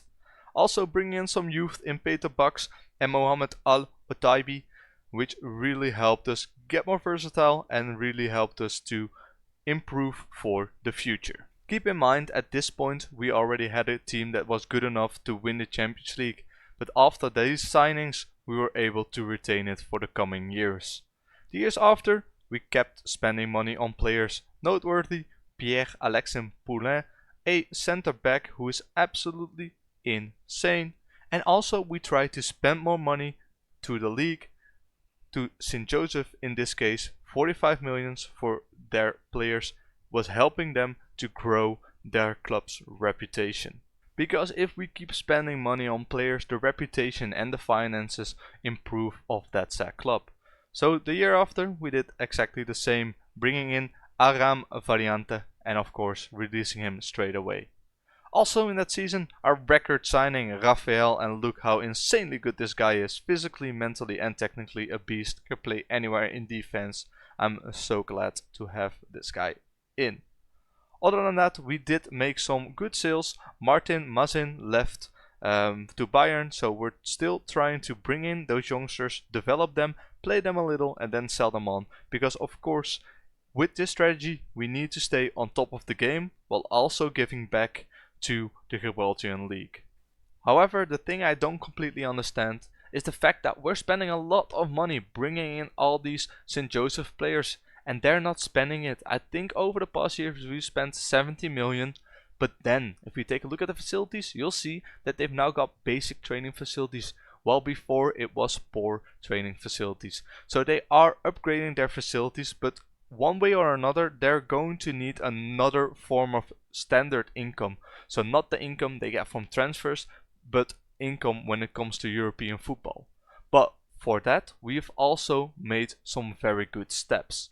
Because if we're taking a look, you'll see that the Gibraltar League is the 10th most reputable club in the world right now, which is actually quite good. However, when we're taking a look at the nation club coefficient, you'll see that we're still in 11th spot, and also next year we won't be moving into 10th spot. However, we've continuously been getting 10k points a season, and you'll see that Scotland didn't do so well last year. So that means that in the next year, if we manage to win the Champions League once again, or do well in the Champions League and the other teams from Gibraltar do the same, then we are able to take over Scotland in the next 1 or 2 years or so. You may wonder, why is the 10th place so important to you? And that is because the 10th place gives you rights for the league phase and league path, which means automatic qualification for the first and second seed from Gibraltar. Why is that so important? Because the second seed isn't going to perform well in Europe. Well, it's important because if you enter the Champions League, you'll get a guaranteed 16 million. And that 60 million is really going to help the teams from Gibraltar improve over the next couple of years. So that is why we're aiming for the 10th spot in the next 1 or 2 years. The second best team in Gibraltar is now Glasgow United FC. That's why I'll be showing you how they did in Europe over the past 5 seasons. First season didn't make it into the Conference League. Season after made it into the Conference League, got some wins and some draws. The season after, once again Conference League with 1 win and 2 draws. The season after that they actually made it into the knockout stages of the Conference League, beating Dynamo TB, not sure what that stands for, but then losing to Braga, which is a bit too big for them. And after that season they once again went to the Europa League, lost in the Europa League qualifiers and also lost in the Conference League qualifiers, which meant no European football for them. Let's also take a look at the Lincoln Red Imps. They've usually been the second best team, but over the past couple of years they haven't really done very well. But in Europe they didn't do too bad. They qualified here for the Europa League phase, and they've actually gotten 2 wins, which is good for them. The season after, they've managed to reach the Conference League phase, and they've also gotten once again 2 wins. Then the season after, 3 wins and 1 win and 3 draws, and the season after that, 3 wins in the Europa League phase. So very good for them.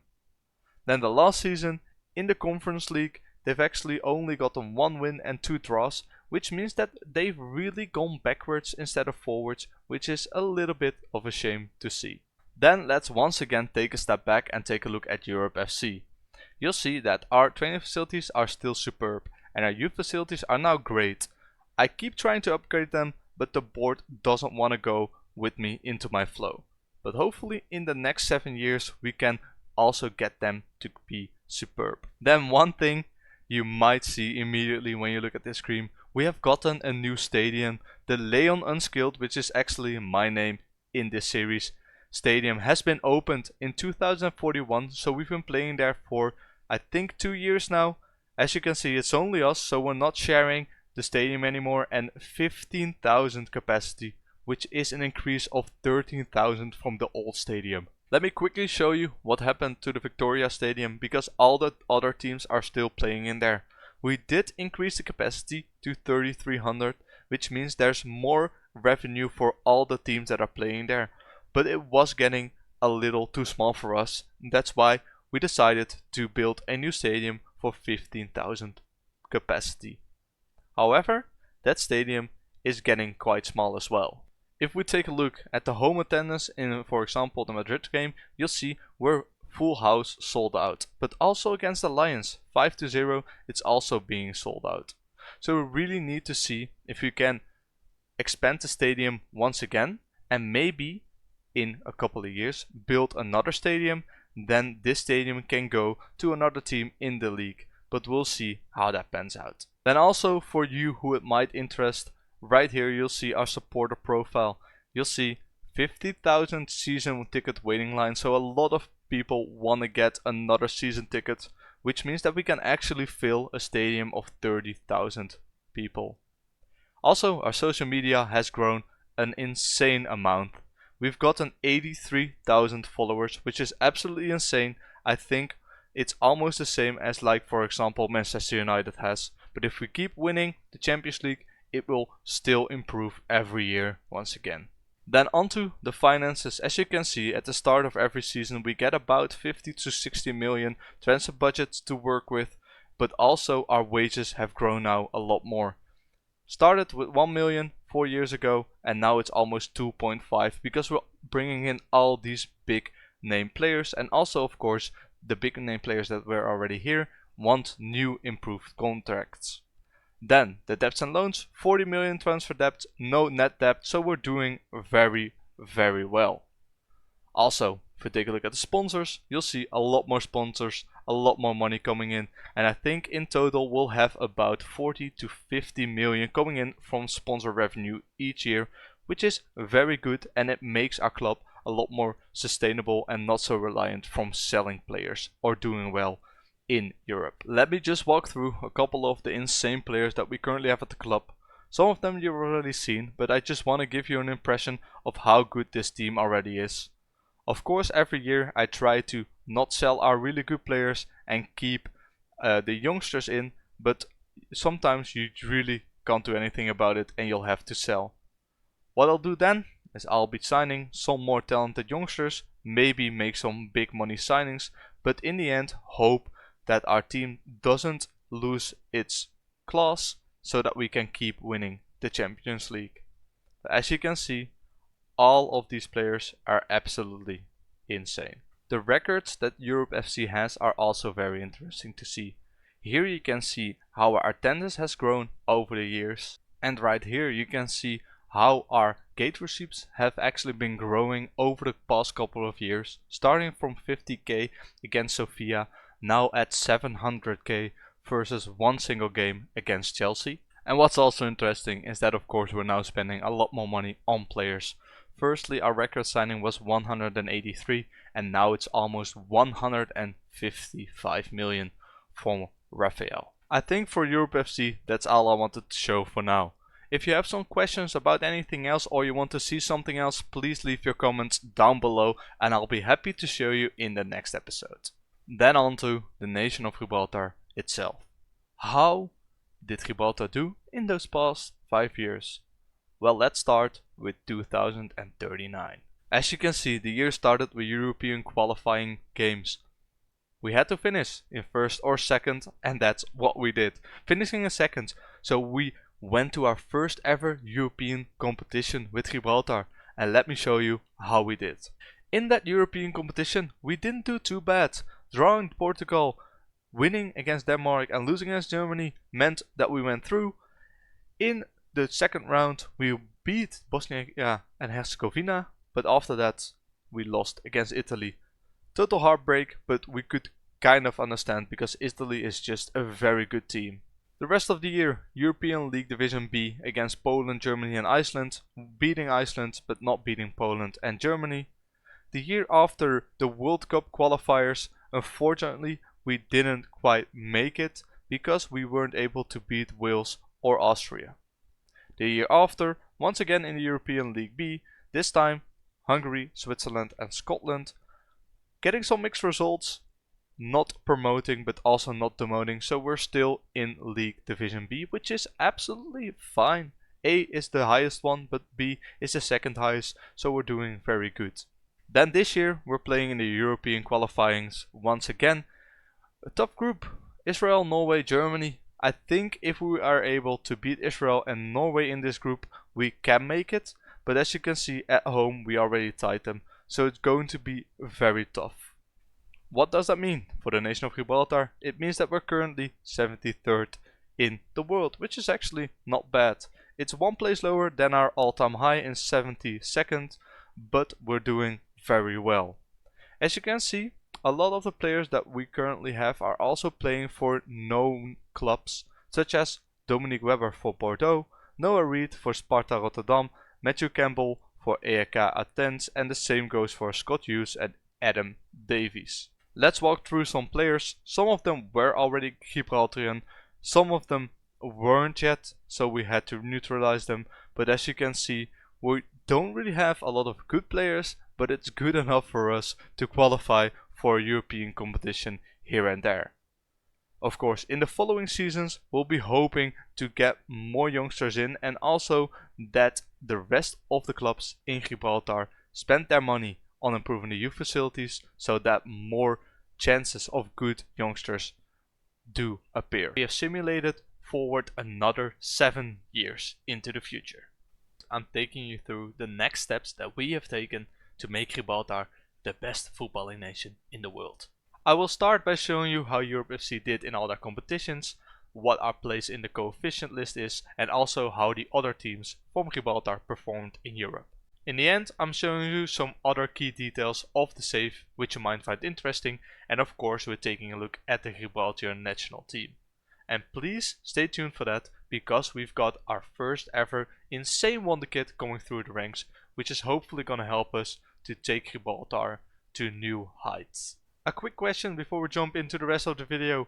Please let me know in the comments down below what you want to see in these kind of saves. I'm now showing you what I think you want to see, but do leave a comment what you want me to show you. With that out of the way, let's take a look if Europe FC was able to retain the Gibraltar Football League. The answer to that question is yes. Over the past 7 years we've managed to retain the title every year again. And also, very interestingly, Gibraltar Football League is now better than the Greek, Austrian and Swiss Super League, and we're very close to the Jupiler Pro League, the Belgium top tier. When checking out the runners-up and the third place, you'll see that St. Joseph have really made their way back into the second and third place. Glacis United have fallen off a little, and Lions have actually managed to come in runners-up twice, which means that the league is getting a lot more competitive, which is good, because that means that the clubs might also be able to perform better in Europe. Nothing interesting when it comes to the Rug Cup, as we've won it the past 7 years, and also the Pepe Reyes Cup, the Super Cup of Gibraltar, we've also won that the last 7 years. Then the Champions League. We started off with a loss against Lyon in the final, getting 2 red cards in a very crazy game. However, the seasons after, we managed to claim the Champions League title with a win against City, Atletico and of course Real Madrid. Then we were ahead to win our 4th consecutive Champions League title, but unfortunately got stopped by Real Madrid, losing 2-0 away from home.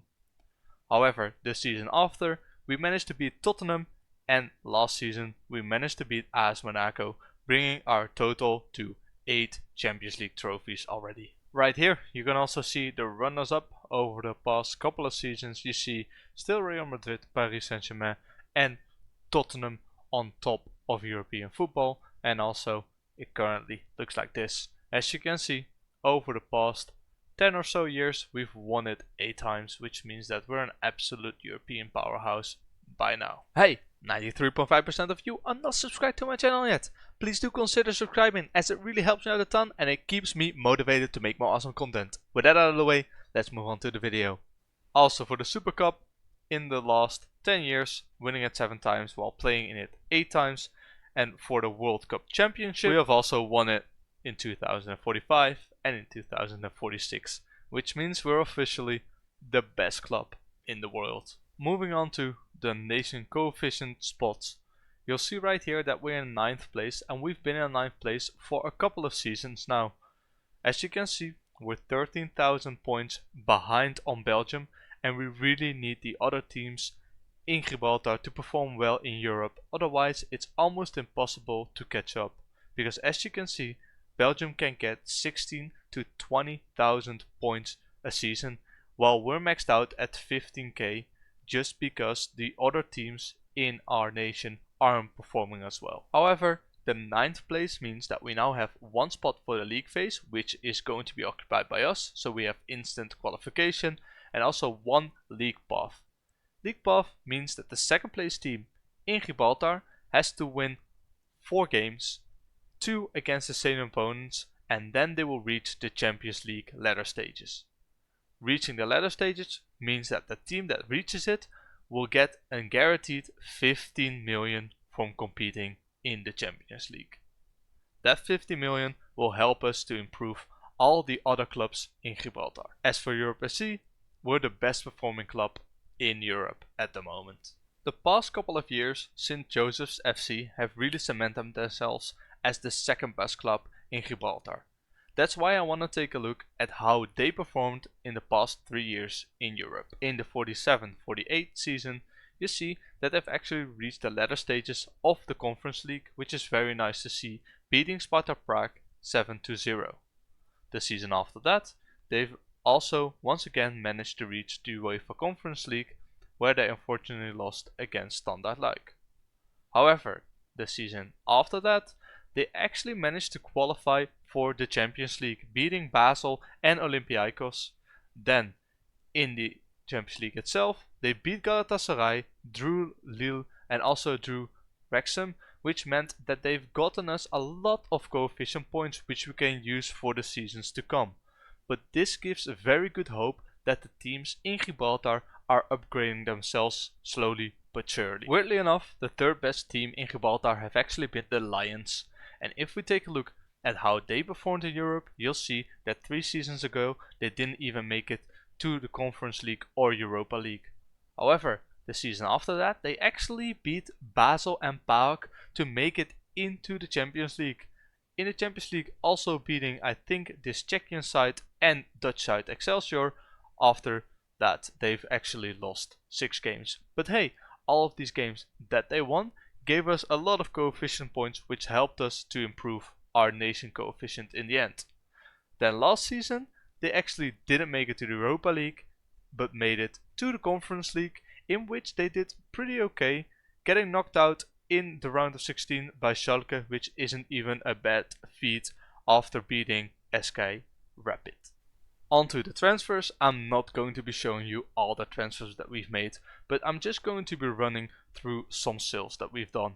As you can see, Rodrigo left us for a lot of money, 186, but the name of the game is sell high, buy low. Of course, there are some exceptions, such as Rurari Forshaw, who is just an insane player to have in any team. And also, if you scroll on, you'll see that we're spending a lot of money on a lot of good players. Why are we doing this? Well, we're getting a lot of money in, but we also want to sell a lot of players and also bring in a lot more players. However, to bring in players and to strengthen the eventual league, we're going to need more money. Because as you can see, we sold a lot of players here. Kupski leaving for 107 million to Bayern, and he isn't even that good. But that helped us to buy some youngsters away from St. Joseph's for a combined 60 million, so they could spend that transfer money once again on bringing players in and making their club better. When we move in to the 46-47 season, you'll see us buying a lot of players for small fees and big fees. And why are we doing that? Because then eventually we could loan them out or sell them on for a profit later. Spending almost 380 million in this season, and in the season after 417. But on the other hand, we're also selling players for a lot of money. Juan Fontes leaving to Bayern once again for 128 million is an absolute insane amount for a player to leave. The seasons after, we started investing more and more into the Gibraltarian League. As you can see, almost spending 80 million on players for once again St. Joseph. Hopefully they can spend that money to bring better players in and also to upgrade their own facilities. You'll also see that all of the youngsters that we did bring in, we're starting to sell little by little to make sure that we have a very tight squad. In this last season, we didn't only decide to bring in players from St. Joseph for almost 100 million, but we also tried to boost Glacis United's finances a little bit. As you can see, spending almost 90 million bringing players in, and once again selling a lot of players for high values. As you can see, we're selling very good players, and why is that? Because Pierre-Alexis Poulain is 30 years old, we could get 106 million for him, and that's why we're selling him. Also, Roberto Bazan looks like a very good player, but we have someone even better in store for us. Selling all these players meant that we could also invest a lot more in the league itself, and that's what we kept on doing. If we then check out our scouting budget, you'll see we still have 200 million left to spend, so we could have actually spent all of that money on players from our own league. However, we decided not to do that, because we also need to make sure that Europe FC stays on top of the European football game. That is why we need to keep buying smart and selling high. The only way that we can do that is to develop the players into our national team itself or into our main team, and then selling them on only when the price is exactly right. So for example, as you saw before, Rodrigo left for 160 million. Those are the prices that we're actually only selling our players for from now on. That was a whole lot of talk, and you might think, okay, but what does your team look like then if you're selling good players and you're bringing in talented youngsters? Well, let's have a look. As you can see here, Paul Wanger, we have a 19-year-old Australian right back in our defense, but also Joan Pablo Eraso in from Millennials. I think he came in last season. We have these players in our starting 11, but they're not actually playing all the games, because if you take a look at the bench, you'll also see that Rafael, an absolutely insane player for any side, is on our bench, together with Darren Rye, once again insane player, and also we have Ethan Tipple, who is also an insane player. These guys aren't playing all the games, but whenever we have a Champions League game, I try to holiday in before that game, put these guys in and make sure that we actually win those Champions League games. The same happens for when you take a look at the defensive midfield positions and also the attacking positions. As you can see here, we have Peter Bax on the bank, an absolute wonder kid previously and now one of the best players in the world. But on his position is now playing Gabriel. And why Gabriel? Because I think Gabriel has a lot more potential than Peter Bax does, and hopefully this guy can develop and we can eventually sell either Gabriel or Peter Bax for a very high amount. So the summary of what we're doing here: make sure that youngsters like Davi Carvalho and Ruben Sol increase their abilities and hopefully become starters and become as good as their backups Michael Edvardsen. Then eventually, when they're as good, sell the older player and move the younger player to the bench, and then also get another wonder kid, get him to play, get him to develop, and eventually do the same thing over and over again. This way we get a lot of scouting budget and a lot of transfer budget which you can pump into the Gibraltar League, and will also stay on top of the European football pyramid, and we make sure that the continuous stream of income doesn't stop for at least Europe FC and the Gibraltar League. Previously you saw that we spent a lot of money on players from St. Joseph's, and it's just bad players that we're bringing in and eventually just selling on. But as you can see, over the past couple of seasons we spent a lot of money for these players. A couple of millions here, a couple of millions there, and a couple of millions in this season. And let's take a look what they did with that money. They did bring in some players, spending 23 million right here, 25 million right here, and 9.5 million right here. And I think that with all the money that they've gotten for these sales, they're gonna strengthen their squad even more in the next coming season. What's also interesting is that St. Joseph have also upgraded their corporate training and youth facilities. As you can see, average training facilities, adequate youth facilities, and that's what we like to see. We need these clubs to keep upgrading their facilities, junior coaching and youth recruitment so that better players will come through their youth ranks and eventually will make it into the Gibraltar national team. Now let's also take a look at how Glacis United is doing. Then you also saw us spending a lot of money on players from Glacis United, almost 90 million. They have, however, spent that money a little bit, but I don't think they really got the chance yet to spend it on some big players. So we'll just have to see in the coming years, if we keep buying their players, how many of that money they're gonna spend in bringing new players in and also upgrading their facilities. However, when taking a look right now, you see that Glacis United is already doing very good when it comes to their facilities. Excellent youth facilities, great training facilities. It's already very good, and hopefully they are able to bring in some very talented youngsters for the Gibraltarian national team. When taking a look at our own facilities, you'll see that we have state-of-the-art training facilities, great youth facilities, and also we have a bigger stadium. 29,000 people now fit in the Leon Unskilled, which is my name, in this game stadium, which is absolutely insane. Every year I try to request a new stadium, because you'll see in just a bit that we sell out our stadium almost every game. So I really want a new one, but I think there's a minimum of how many years you have to play in a certain stadium. So our stadium is built in 2041, so I reckon that I think in either 2055 or 2061 you can maybe request a new stadium. By that time, this stadium will probably go to another team in the league, so slowly but surely we're once again giving back to the Gibraltar National League. Since our average attendance is the 29,000 as you can see here, we do need a bigger stadium very soon. 9 sellouts, 13 home matches. We really need to make sure that that stadium comes along so that we can get more income from ticket sales. A quick look at the finances. You'll see 565 in the overall balance, the highest that we've been ever when you don't take this peak right here. Debts and loans 33 million in transfer debt, and also with sponsors you'll see that in just 5 to 6 years we're earning almost 300 million when it comes to sponsorship deals. So we're doing very well building that up slowly but surely, and then eventually hopefully the sponsorship deals will take over the money that we're getting from playing in Europe, and that will be the beginning of creating a mega club. In the moment you've all been waiting for, Gibraltar is currently at the 55 position on the world rankings, which is absolutely already very good. Let's take a look how good that is. They're already better than countries as Iceland, Syria, Peru, Iran, which is already very impressive. Also better than Slovakia, so we're doing a very good job.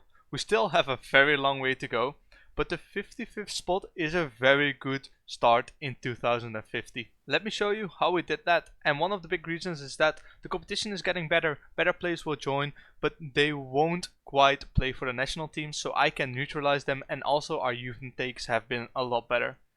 Anyway, in 2043 you'll see nothing very special. In 2044 you'll see that we beat Israel, Australia and Israel again, which meant that in the Division B we stayed as a third place seed, which was very good. And then in 2045 you'll see that we were rooted in for the World Cup qualifiers against Kazakhstan, Serbia, Slovakia and Austria, which was a group that we could potentially win. However, as you'll see, we were just 3 points short of making the World Cup in 2046. However, in the season after we did once again very well in the Division Group B, coming in second behind Denmark. The season after, European qualifying Group C, beating Lithuania, drawing England and beating Northern Ireland, which meant that we would make it to the European Championship. In that championship we didn't even do that bad. We beat Bulgaria and we lost against Australia and Serbia, but that meant that we went through as a third place seed. We then played Turkey and we beat them 2-0 after losing in the friendlies 1-4. Then England was just a little bit too good for us, but hey, once again we made it into the Euros, and also in Group B, once again a group with Italy, Slovakia and Ireland, so not too easy. We managed to stay in and keep our spot in the Division B. The last couple of years you really see that we're beginning to become a very good nation. As you can see, beating Azerbaijan 7-0 and 4-1 when also losing to England twice and to Sweden once, which meant that in the World Cup group we unfortunately once again didn't make it. But in a group with Sweden and England, that was gonna be hard anyway. Then, the last season, you'll see just 2 friendlies and once again placed in a Division B group, this time with Northern Ireland, Ireland and Germany, and I'm confident that we can really give it a go to try to finish first in this division group. I'm not going to be showing you the whole team, but I'm going to be showing you 3 players who helped us climb to that 55th position over the past years. One of them, Angel, 53 caps, very good player physically, mentally and technically he could still improve, but if you have physicals you're already a very good player in FM. Then also one wonderkid, Mark Harvey, currently playing at Borussia Dortmund, and look how much he's valued at. Physically very good, mentally also very good, we would say average, but for the Gibraltar national team he's very good, and also technically he is insane quote unquote for the Gibraltar national team with his holy trinity of dribbling, finishing and first touch. And the guy that helped us the most and will probably help us for the years to come, Darren Osborne, a right back, homegrown and trained at Europe FC, now currently loaning him out in Spain. Physically an insane player, mentally also very good, and this guy could still improve a lot. Also his technicals are where you want them to be for a fullback. His personality used to be mercenary, but it changed to balanced, which is very good to see. And this guy is definitely going to be the future of the Gibraltarian football.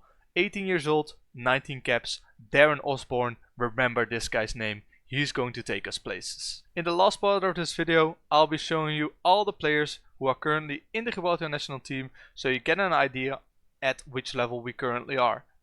Of course you have to remember that we're at the 55th position, but with all these youngsters coming in, hopefully we'll get a few more wonder kids and talented youngsters which can really boost up our national team.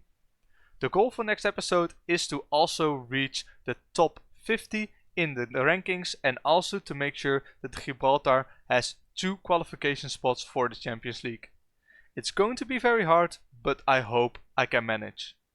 If you have some suggestions of what you want me to show you or you want me to do in this series, please do leave a comment down below and I'll be happy to look at it. I'll be showing you what 36 years of progress looks like when you're trying to build up a nation such as Gibraltar. We last left off at the year 2050, and since then I've simulated another 10 years into the future. That means that we're currently in 2060, so let's quickly take a look how we improved the nation of Gibraltar even more in those last 10 years. First I'll be showing you how the nation of Gibraltar is doing, and after that I'll be showing you how we got the nation of Gibraltar to this point where they are 25th in the world. Yes, you're seeing that right, we're 25th in the world with the nation of Gibraltar. In 2050 we were still 55th, and now we've climbed up to the 25th spot on the world ranking. Let me show you what that means. Because it means that we're currently a better footballing nation than Denmark, Norway, Sweden, Ghana, Wales, Mali, Poland, go on, and take a look at all these countries which are potentially worse than us.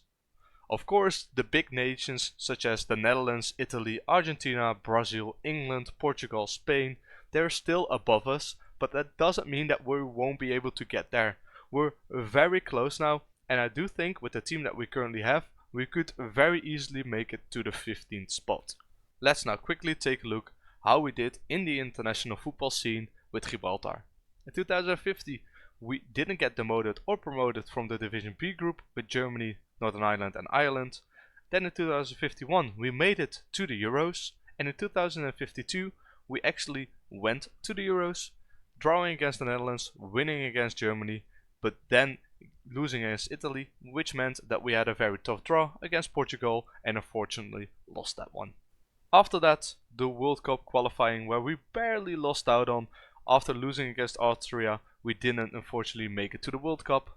However, the year after that, we once again made it to the European League Division B with Bulgaria, Belarus and Austria, and we actually made it to the League A, winning all of our games except one. Then in 2055, once again qualifiers for the Euros, where we beat Macedonia, Azerbaijan, Hungary and Greece. The Euros that year didn't really go well, losing all of our games against Scotland, England and Bulgaria, but managing to stay in the European League Division A. Then again, the year after that, we had another set of World Cup qualifiers, and we actually made it to the World Cup. So in 2058, our first World Cup, beating Argentina, South Korea and losing against Senegal. After that we reached the second round where we miraculously beat France, but unfortunately in the round of 16 lost once again to Serbia.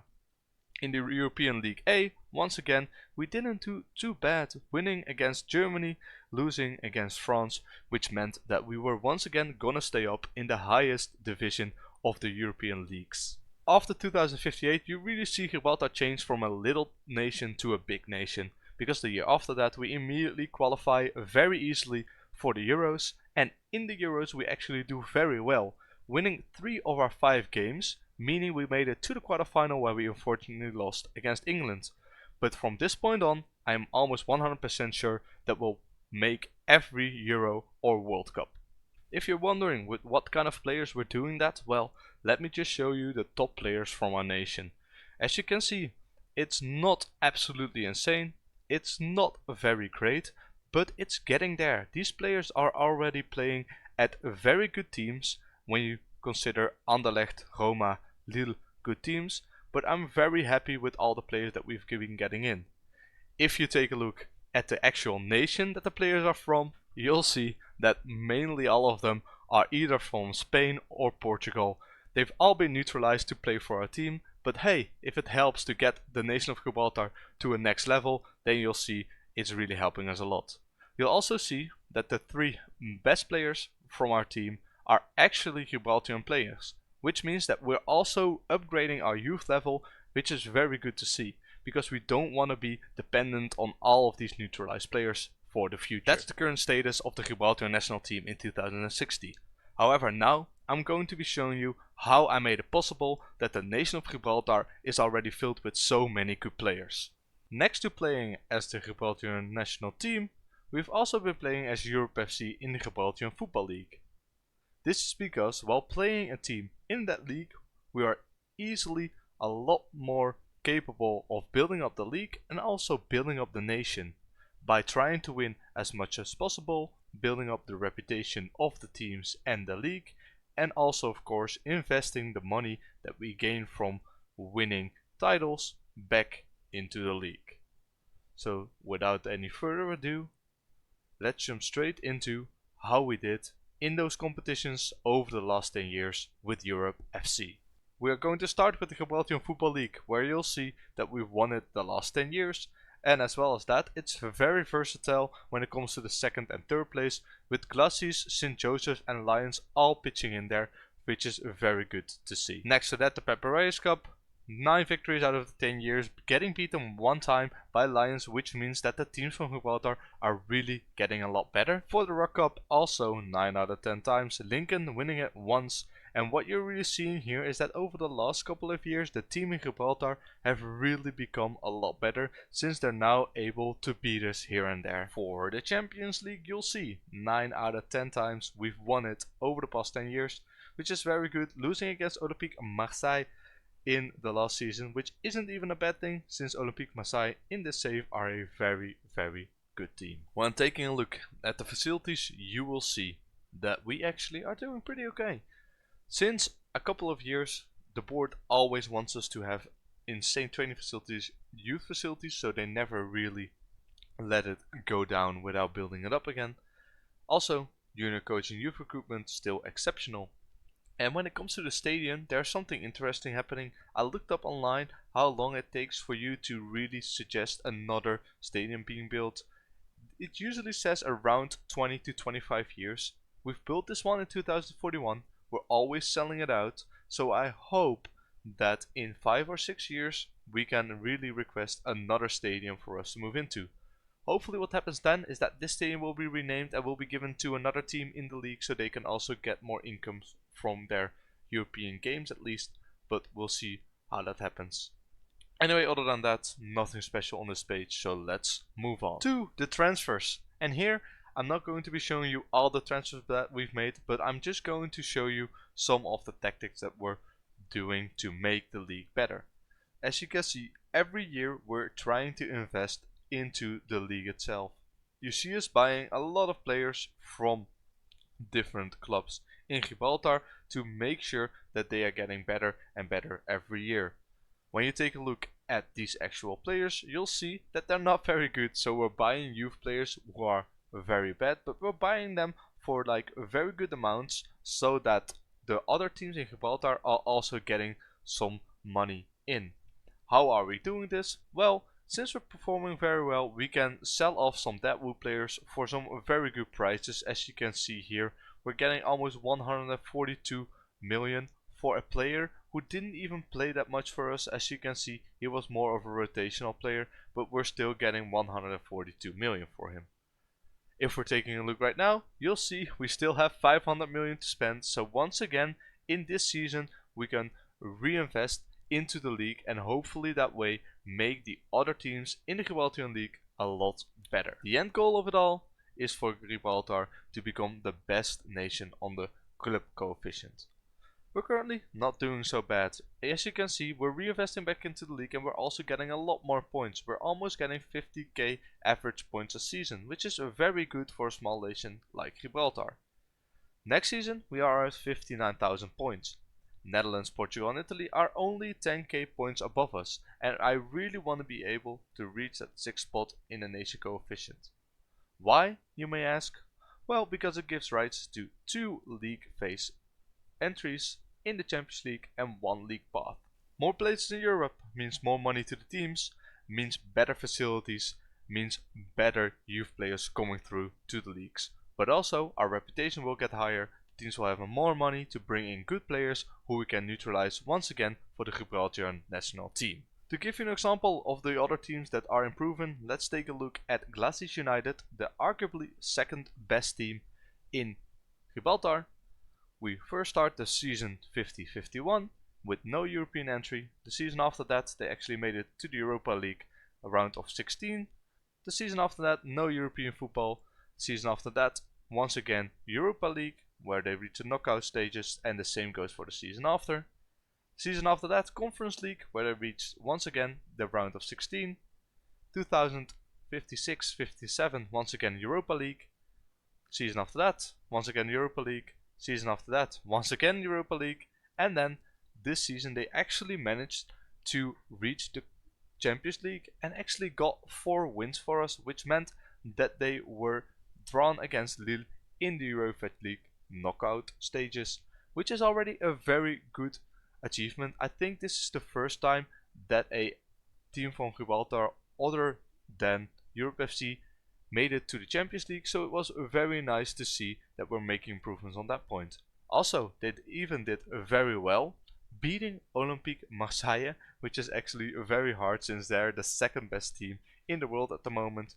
So we're really making steps. To end the episode, I'm once again gonna walk through the team to let you know how good of a team we actually have. Of course, the tactic is bring in as many players as you have.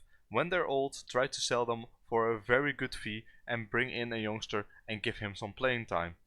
This way we kept on winning Champions League after Champions League, which was very good for us, which was very good to see for the reputation of the club, but we need to keep doing this if we want to stay on top. Of course, last season we didn't quite win the Champions League, but we're going to try again this year. How are we going to do that? Invest back into the league, but also make sure that we keep on buying players for our first team who we can eventually train up and become world-class players. Anyway, that's going to be it for this episode. In the next episode, I'm once again going to sim forward another 10 years into the future. There's 2 goals for 2070. For the Gibraltar national team, it is to never miss a World Cup or a Euros again. For the Gibraltar Football League, it is going to be our goal to reach that 5th spot on the nation coefficient. We'll be doing this by once again reinvesting the money that we get from the competitions and from player sales into the other teams of the Gibraltar National League. If there's something in this save that you want more information about or you want me to show you, please leave a comment down below and I'll be happy to show you any part of it. The year is 2065 and Gibraltar have become one of the best nations in the world. This is going to be the end of this series, but I'm going to walk you through all that we've achieved with Gibraltar and with Europe FC. As you can see, we are now insanely dominant in the Gibraltar League. The same can be said for the Champions League. As you can see, as past winners, we have won it so many times with this amazing team. Let me just show you a few of the players that are currently playing for our team, and as you can see, piece by piece, these are either world class players or becoming world class. All of these players are scouted through my data sheet, so we're bringing in very good players with that data sheet. If you also want to play based on data, go ahead and check the link in the description and it will lead you to the page where I show you how you can start playing Football Manager based on data. Anyway, these are a few of the players that we've done it with, and then let's also check out our biggest achievement yet, because Gibraltar are 15th on the world ranking, which is absolutely insane, and I'll show you how that happened. Because in 2064 we had the European Championship where we've reached the semi-final and we lost against France. If we didn't lose that, we could have played into the final and had a very big chance to actually become European champions. If we're looking at the team that we currently have, you don't really see a lot of very good players, but they are good enough to be a surprise package.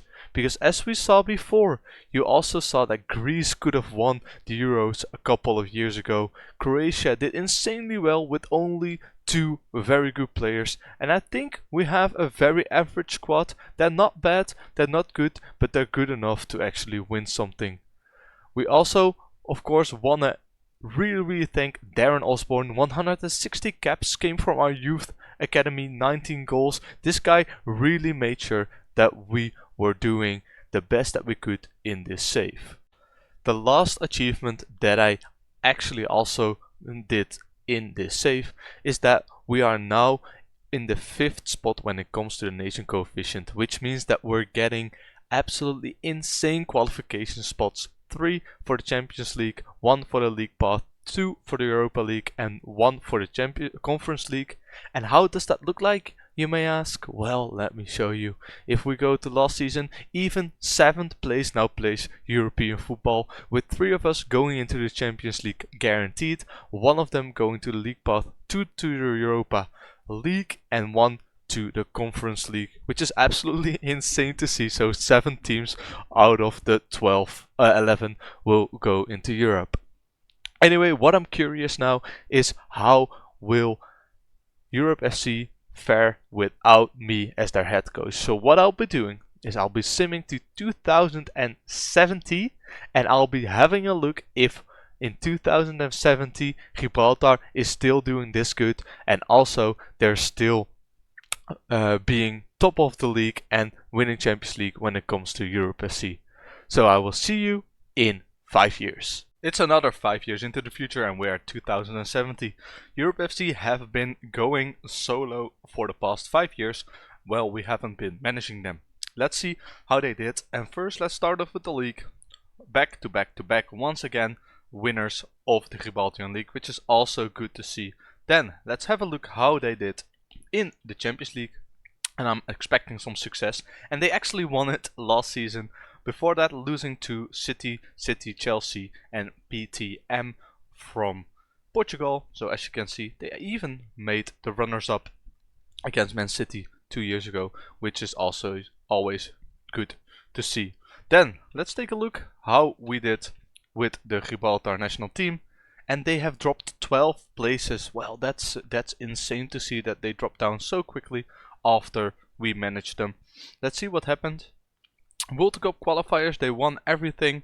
Then the year after, only draws in the World Cup, which meant they didn't go through.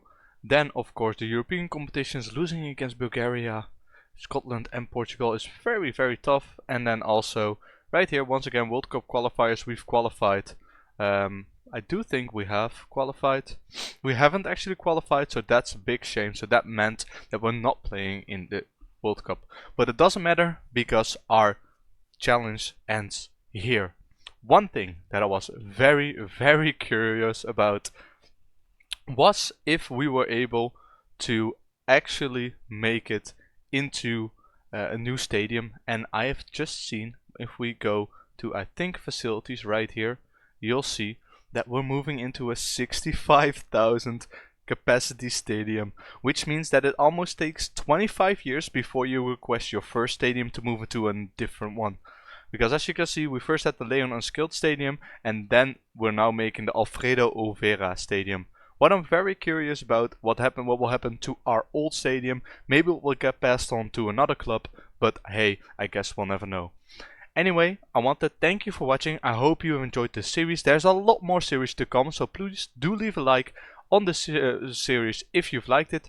If you've not, let me down in the comments what you'd like to see next so I can improve further on. Anyway, I want to thank you so much for watching. I hope you've thoroughly enjoyed, and I also hope to see you in other episodes. Once again, thanks for watching, and see you in the next one.